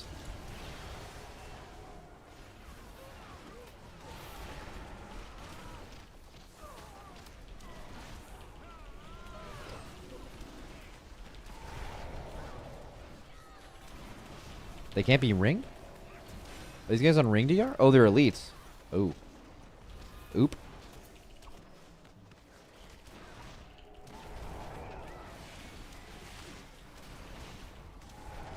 Where's the damage meter? It doesn't work yet. Or hasn't been implemented yet.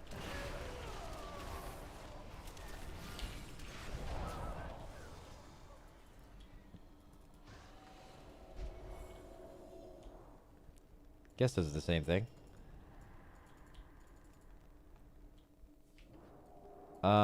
Okay, boss. Zale Blade Sorrow. Wait, you're already boss 2. Where does boss blasting? Okay, I'll lead the way. Full boss. Okay, so it's going to do killing spree in a few seconds. See what that looks like. Raid damage? Yeah. Get those crates down. And it's going to do firebomb. So firebomb is like either do or don't take them on top of barrels. You're taking it on top of me. Okay, my dude. Alright, murder in a row. Okay, it's gonna hit this instead of me. Cool. Wait, once it locks onto one of those things, you can leave, I think.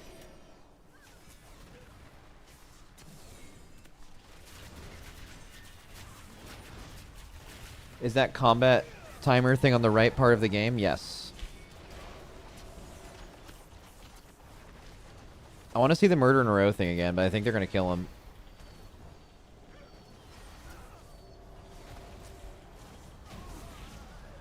Yeah, I have 0 add-ons right now, if that wasn't obvious.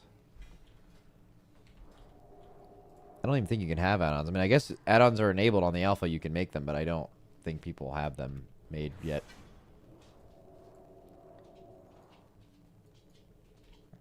No, it should be the other way. Oh yeah, this is the thing they're doing now, right? After each boss, Mythic Plus change, after each boss, there will always be a new respawn point. That's what these little waystones are for, so it's obvious where your respawn points are. Is that already on live? I couldn't fucking tell you. I remember reading that as a new thing, but I haven't played this patch, so... haven't seen any of the dungeons.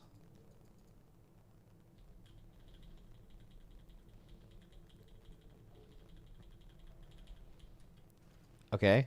Lithel Cinderfury, that's the last boss. It is interesting we just did 2 bosses in a row. Ooh, wait. Hold up. We like. That is the last boss running away on a horse. Okay. Imps. These guys look like little whatever mobs. Dive bomb. If they get their dive bomb cast off, they go up in the air and come back down. What do these big dudes do? So we got a drain soul cast. Looks like it just spams that on the tank, just like the other guy earlier. Power funnel. Drain soul. I'll stop that. Power funnel instantly gets stopped again. What about these? Any new casters over here? Fell hunters? Do we have a fell hunter over there? We don't. What do the fell hunters do?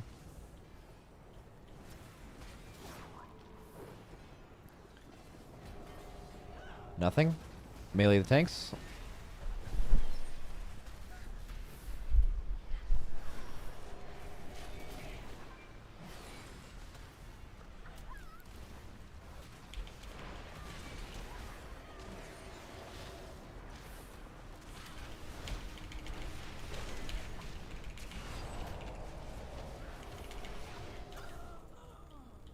Cool. So just some mob count here. Although we do have an elite orb weaver person.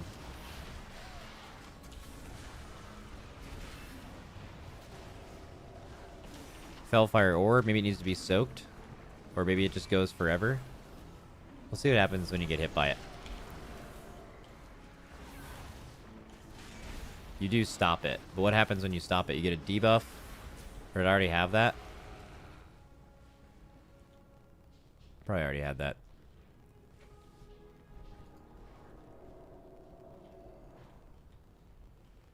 Defiled Golem. Elite. I'll stun the demon flyaway casts. Does Crush, which is something you don't want to be in. Does Fell Beam. I am target locked by... Wait, I'm getting... Okay. Oh.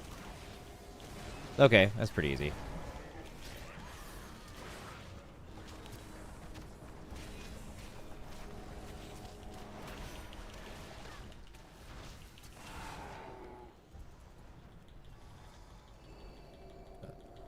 Let's see. We need to make it through here. Let's get ahead of this trash here.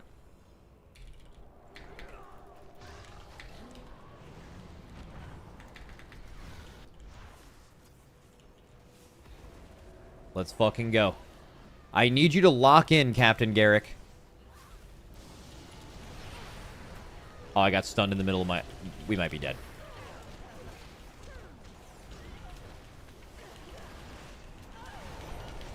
There's not a lot going on in this rotation. What I'm doing right now, this is... At least the last time I have played Windwalker Monk, this is the exact same, minus Slicing Winds, which I have chosen to not talent, but is still there. This is just Windwalker Monk from the past, like, 5 years. Oh, this guy's power funneling. What does that do? 100% increased caster... Wait, oh! 100% increased power, or caster damage increase and damage done. So you can use that to focus the big mobs. No Dance of Chi-Ji. Dance of Chi-Ji still exists. It just happened. Storm, Earth, and Fire. Storm, Earth, and Fire is just Weapons of Order. Same button.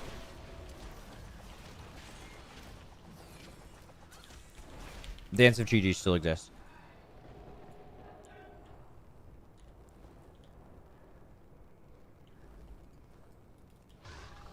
Alright. Corrupted Hunter and 2 Imprisoned Fell Hunters? I wonder... Oh, they come out of the Imprison when you pull. They only removed either Whirling Dragon Punch or Strike of the Windlord, right? Yes. You have to... It's a choice node now between those two. Also, Whirling Dragon Punch no longer scales with haste. So it is always going to be a... Like, I think it's like a 35-second cooldown, though. But that doesn't necessarily mean that it's bad. I don't like that sound, but also, obviously, if you're going to make something have a much longer cooldown that doesn't scale with haste, you also need to make it extremely more powerful, right? So, I haven't played with it enough yet.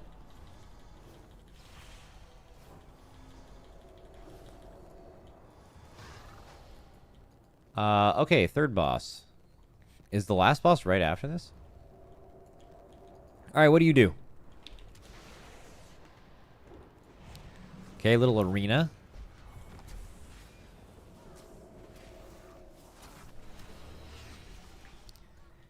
Alright, it's gonna do Legion Strike. That's just a frontal tank thing. Axe Toss, that's gonna be on someone else.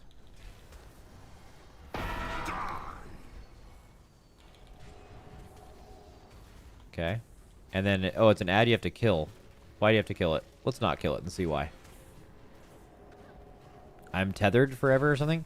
Oh, it gives you stacking raid damage if it's not dead.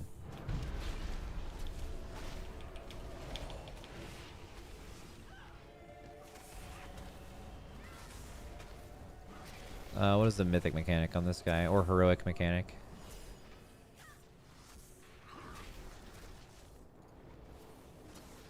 Currently there is none. Not done yet.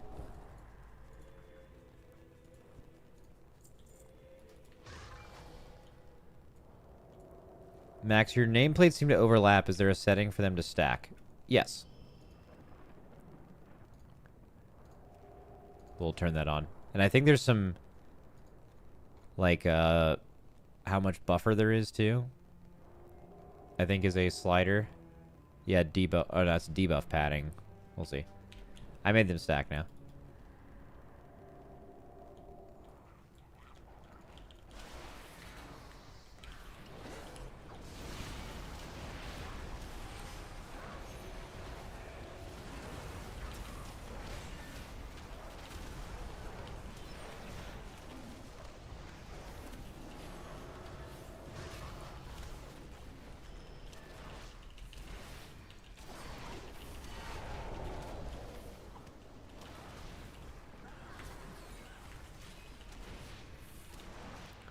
Is Monk still target capped? Oh, good question, because I know they changed Fury Warrior's target cap.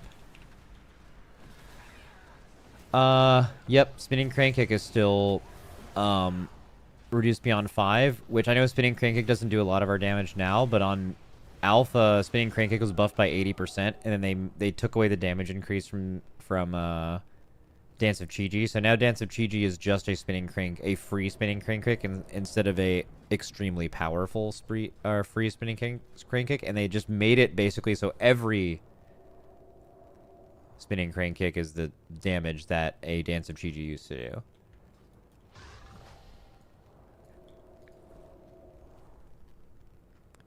How is Fury's target cap changed? I don't know. Someone in my chat earlier came in and said, have you reacted to them uncapping Fury's AoE? So, and I haven't looked into it any deeper than that because we had the add-on discussion. I also don't really care. They could have made it up.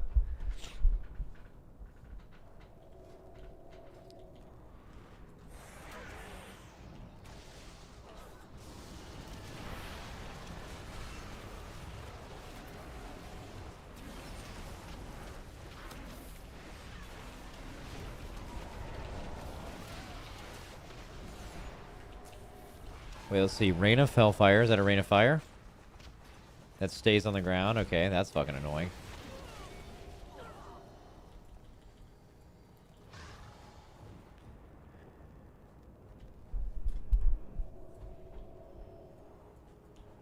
All this stuff. Let's make our way to the last boss here. We gotta see the next dungeon. Okay, help. Thank you.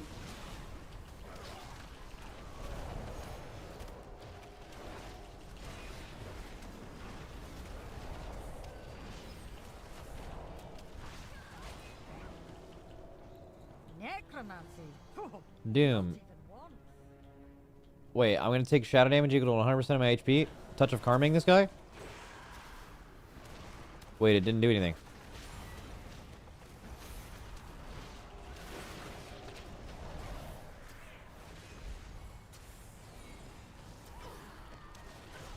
How many dungeons are open? I believe only 2.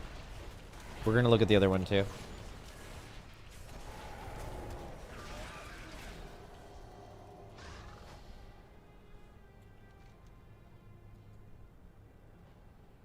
Oh, the boss is this way. Let's pull the golem.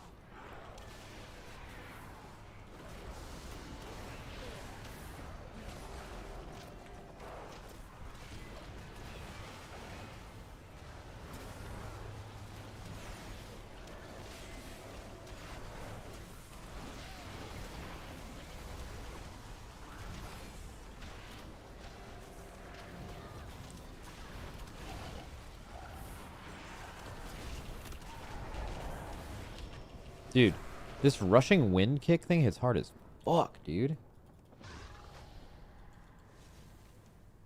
Looks like there's some extra mobs up there, but why do that if you can just go around? Also, probably same thing here. Boys, we're doing a skip. Boys, do you think my little guys will do this without pulling any mobs?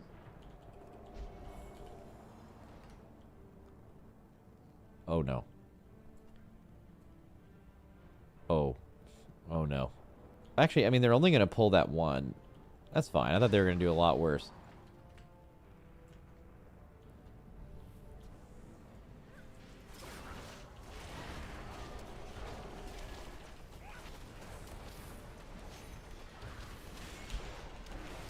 I hope their meter is as detailed as details. I don't know if...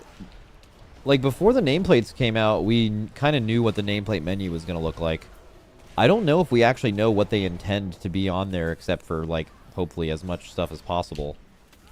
But damage meters are pretty easy to do. Like, here's what you need on damage meters, right? You need damage done either overall or, current or both.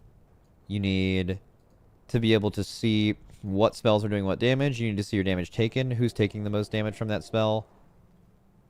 You need to be able to, like... I'm basically saying it just needs to be exactly details. But, yeah. There's probably some stuff in details that isn't entirely necessary, but there should just be as much information as possible. Death logs? Yeah, sure.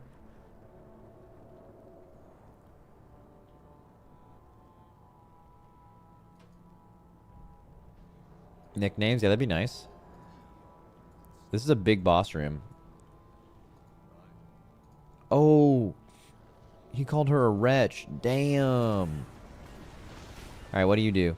So you have a big infernal that's fixated on someone, and it's suspended for 7 days by Belath Dawnblade. Oh, he's coming out, though. He is... You have to kite it, I guess. And then this is what, area denial? Oh, spawns wild imps. Interesting.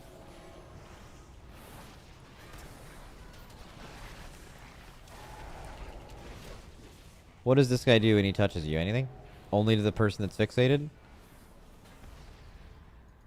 This guy... There's a demonic gateway that you have to take to get through the shit. And the boss goes over there itself, so you don't have to run back to it.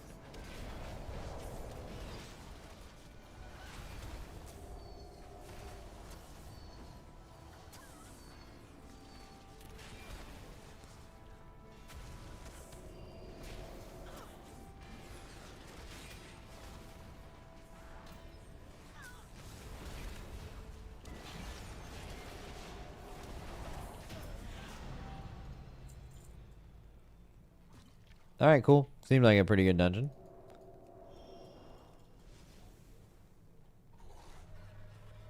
Alright, let's go do the other one.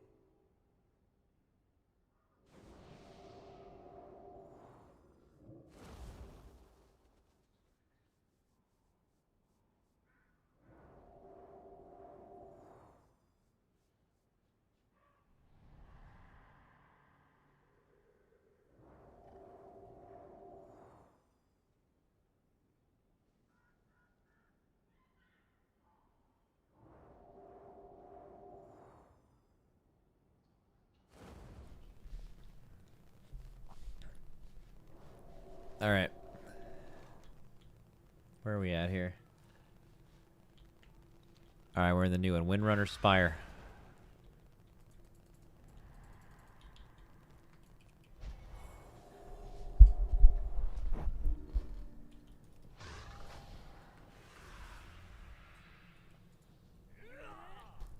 In a follower dungeon, you should be able to pick the comp you want. I think what they said was they wanted to...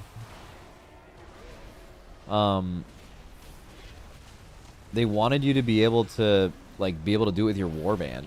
That sounds sick.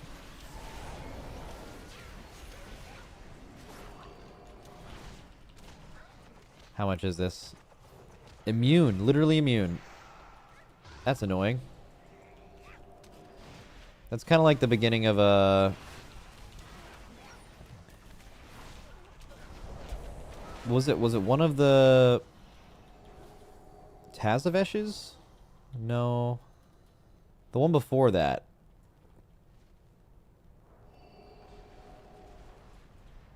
How do we get out of here? Oh, we have to go that way. Wait, it only opens when you've killed, what, all the mobs? That's kind of not very cash money.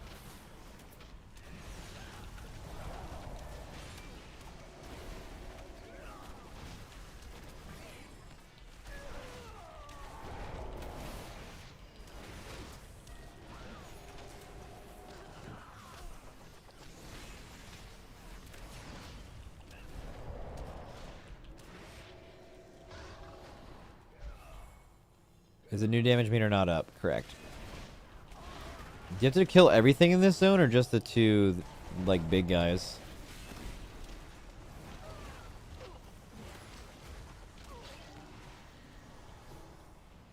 Okay, it opens after that one dies. You should try these on the new DH spec. I would have to level to 81, but I mean, Bro, you can figure out the new DH spec in actually like 2 seconds. It's very, very, very easy. Dude, the lay on hands. Oh my god, I'm still getting out. I'm getting fucking owned. What's happening to me?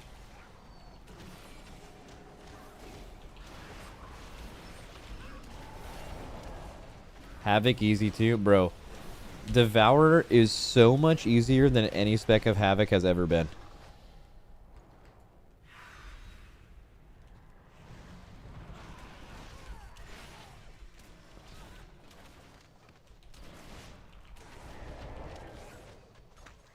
Oh my god, I'm gonna die.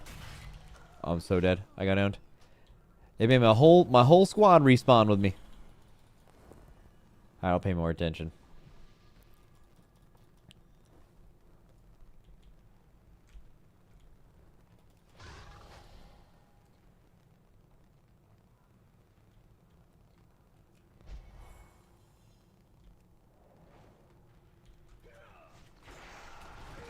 These guys almost globaled me before, so we go again. My healer's pretty far away. I'm scared. Don't have any personals up. Fuck. Damn it. Too weak.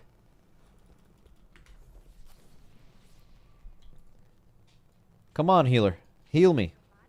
One fucking heal, bro. Come on, Krenna, Earth Daughter. I feel like this is already a deplete.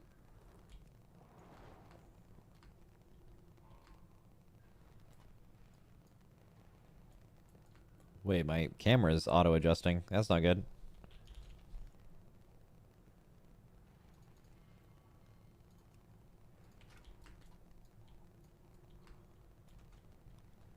Alright, we should be able to skip this. Skip. Oh, okay. We weren't going to be able to skip anyway.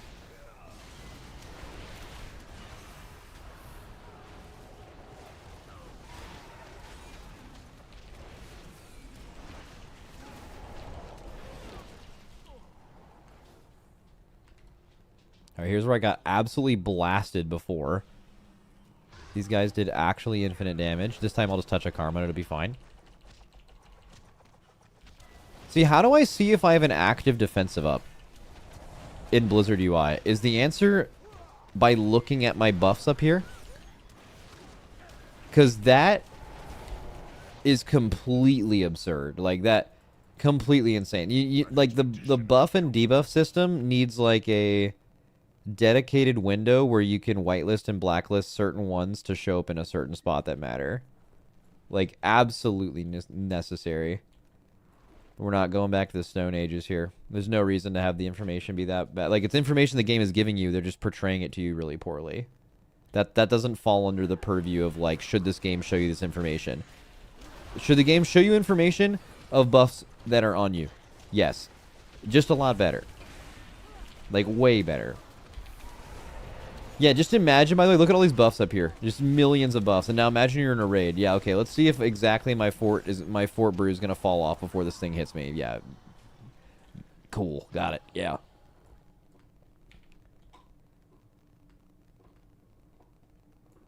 And it'll constantly move as well. New players can track that. I don't see why you can't do it. Most of their add-on stuff, interestingly enough, has been like less experienced players don't have access to this information, so no one should have it, or like making it hard to get or whatever. But like, I actually think a new player is significantly more impacted by this, right?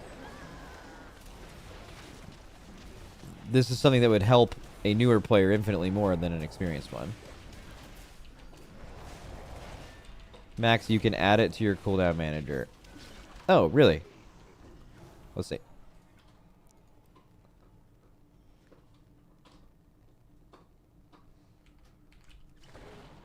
Where?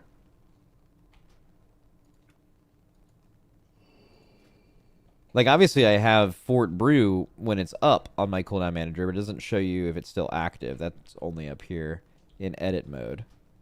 Okay. Is it in tracked buffs?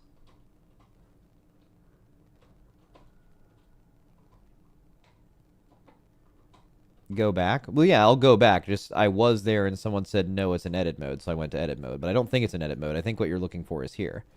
You go to the buffs category.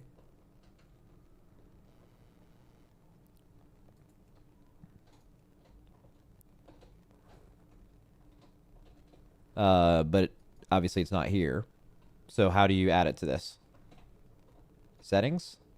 Options? It's not available to be put on here, right? You just made that up?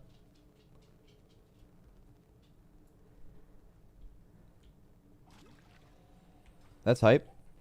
I mean, if the answer is it's supposed to be there, it's there for other classes, and it's just not there for Windwalker, then, I mean, that's fine. They just need to add it. But even then, though, like, you should be able to put it in a certain spot. Like, one thing that really bothers me is, like, this whole tracked buffs thing here, right? These things, they're not, like, horizontally centered, and then they, like, dynamically move. They're just in one spot forever, right? And some people may prefer that, but I definitely don't, right? Like, whenever I get Teachings of the Monastery stacks, I don't want them to be, like, on the left.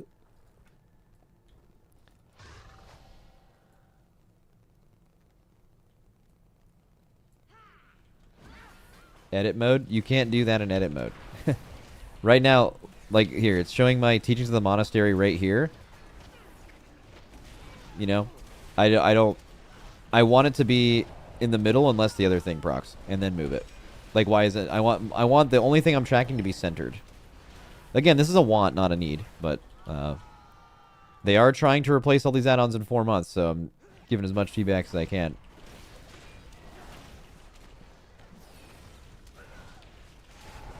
Is that such a big deal, though?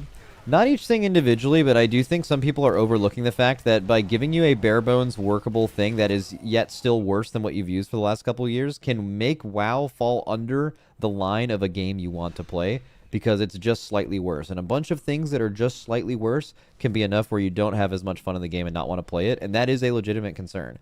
Like the whole, oh, is this feedback even really necessary? Are you sure you're not overreacting? You're just talking about this one little change? Some people maybe are overreacting over one little change, but that doesn't mean that it isn't a valid concern because it might not mean the game is not for them anymore. Not because of that one thing, but because of a million small things, right? They're valid concerns. Saying, oh, this could be better shouldn't be met with, that's not that big of a deal. Like, I mean, dude, they should make this stuff better for sure. You know what I mean? Amen. This is a boss. The Derelict Duo.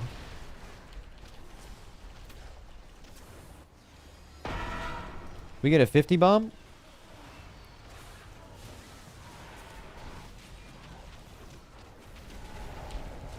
It's so interesting to see the response to the complaining, though, because it's like, some people feel so obligated to just dismiss everyone's complaining, like, oh, this isn't really that big of a deal. I get there's like some contrarians and some people that just have an aversion to complaining. I can feel that way sometimes, or just even simply playing devil's advocate.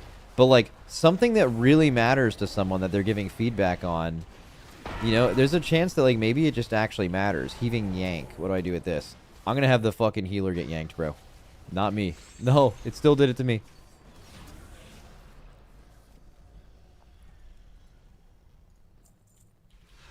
Like, oh, you don't need the game to play add-ons, or you don't need add-ons to play the game.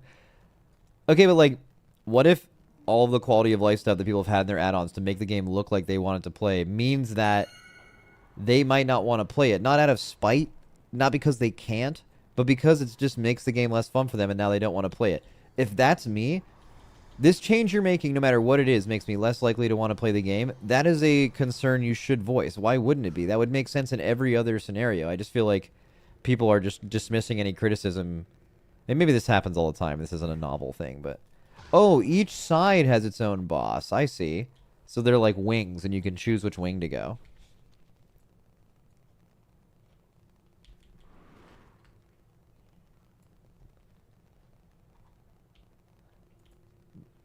Dude, that chat message from Vincent Dizzle is so fucking funny that you typed that.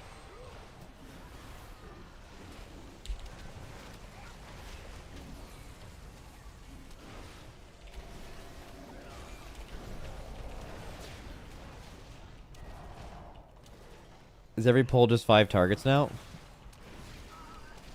I know I was just talking about overreacting, but I mean, dude, we are literally doing a follower dungeon while reading chat right now. It's...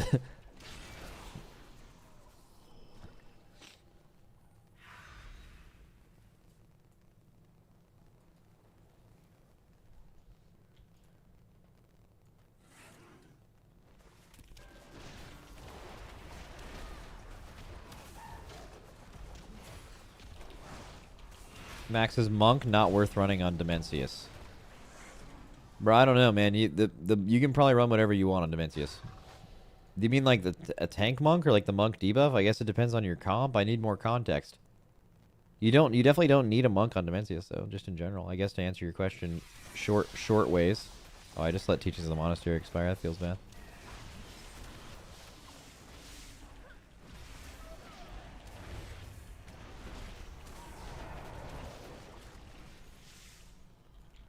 Is this like Sylvanas' house? What's the lore here, guys? Give me the lore dump. Like, actually, yes? Oh, really? Amen. I can't tell you how Dance of Chi-Ji feels because I don't have damage meters. Right, because like what Dance of Chi-Ji used to be is like when it procced, you're like, oh my god, when I hit this spinning crane kick, this shit's gonna pop, bro. But now they made it so spinning crane kick, every spinning crane kick is as powerful as the Dance of Chi-Ji one used to be. They just buffed spinning crane kick by 80%. And then they removed it from spinning crane kick. But also, there's downsides to that too. So like, a button can feel great to hit, because it's gonna like pop off. But there have been times when Windwalker Monk has felt like if you didn't get Dance of Chi-Ji procs, you are actually like doing 0 damage, right? So there's like a give and take to it. But that I will say that is something I am generally concerned with. Next expansion is it seems like they're removing a lot of like damage windows, which like part of playing the game at a high level for me that's fun is having damage windows and knowing how to optimize them together. It's an extra level of mastery and challenge. That's not always true. Sometimes there's too many of them. Like, did Windwalker maybe have too many damage windows going on? Maybe, right? But I enjoyed them. I found them really fun. They weren't hard to understand. But like, it seems like they went too far with how much of that stuff they removed. Like, they actually removed everything. Like Strike of the Windlord, things do more damage during Strike of the Windlord. I believe that's gone. Weapons of Order, which is now old Storm, Earth, and Fire, it will still make you... the gameplay is the same, but there's no passive damage increase with it. I think it was 20% with Storm, Earth, and Fire. I'm just not sure how I feel about... And I'm not going to like super overreact to this because I don't know if this is actually the case, but it seems like cooldown windows are just going to be less important. I feel like if every class I played was just a more flat damage profile, all of them, that would be kind of boring for me. Like, I like popping cooldowns and going crazy. But it's all relative, right? Like, if everything's like that, then it... I don't know.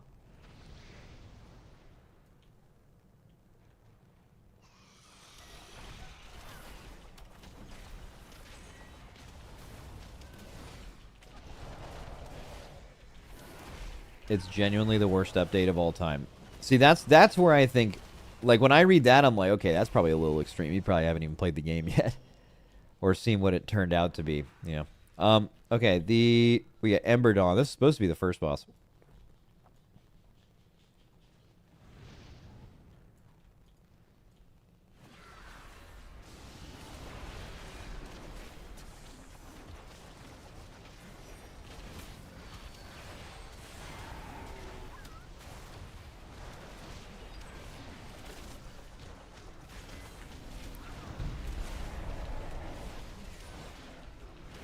Burning Gale.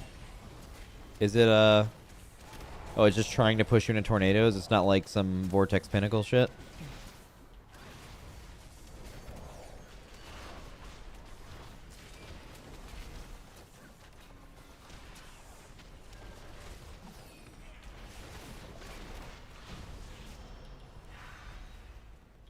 Sick. Anything that boss is supposed to do on Mythic? That's cool. Any Mythic updates yet? None for this boss. Maybe just not this dungeon. There was in the Murderer's Row or whatever. Wait. My little homie pinged up there. Are trash packs smaller? Hard to tell from 2 dungeon sample size. Wait, so you do the first 2 bosses up here. You pick your wings. And then you come back here and... Oh, I think I'm bugged out.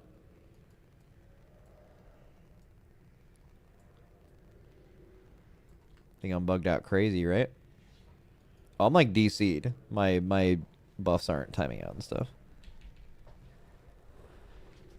If I re-log...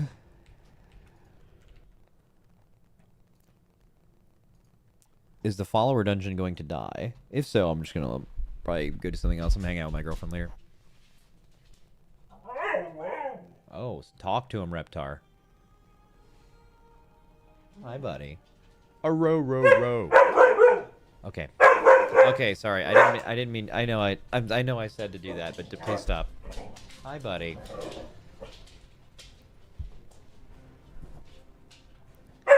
Okay, so it just went down.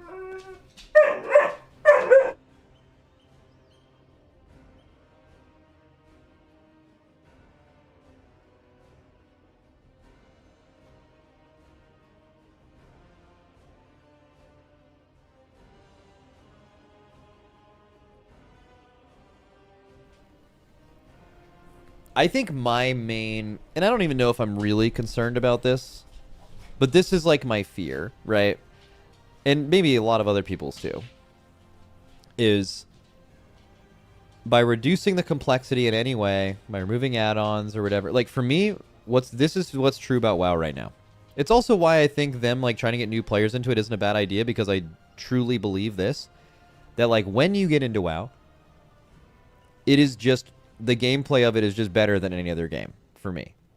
I just think it's so fucking good. It's so hard to get into, and it's so difficult in general, but it's so good that I'm just afraid that it won't be that anymore. I think that's maybe a lot of people's concern, is they're not saying, oh, it will for sure be that, but man, it would fucking suck if it was true, you know?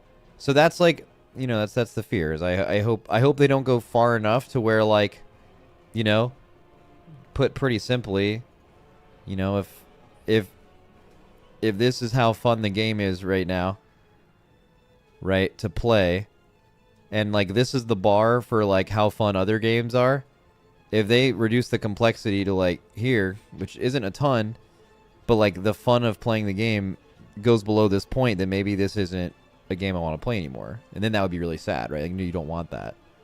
And you don't know if that's going to be the case, but you just hope it isn't.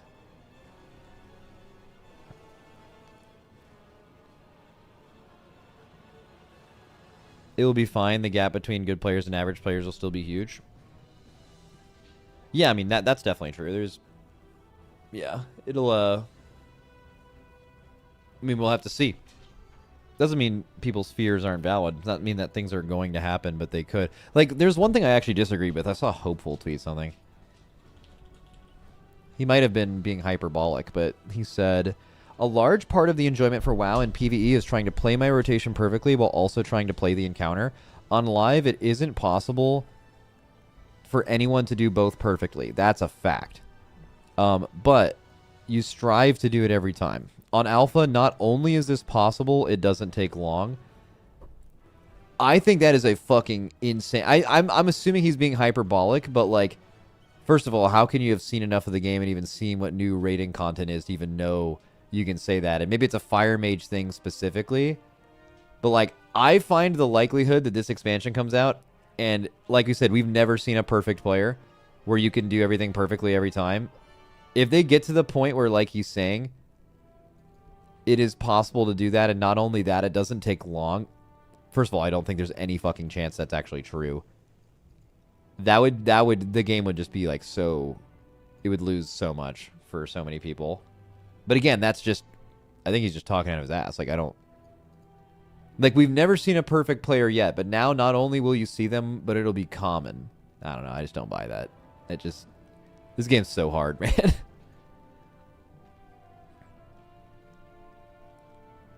But also, we can't even be sure that Hopeful wrote this.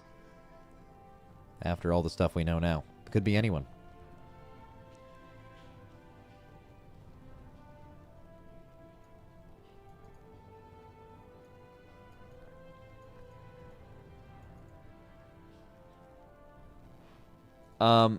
Okay.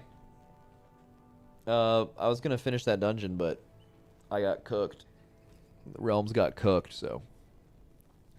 Be live tomorrow. Doing the class spec tier list thing by the... Hey, buddy, Reptar, come here. Stop yelling, dude. Hey, Reptar, please. Reptar, come here. Reptar, come here. Yeah, we don't need to scream. Oh, he wants to scream. Okay, I'll be on tomorrow and basically just... What we're going to try to find out tomorrow is how many classes have been oversimplified and how many haven't.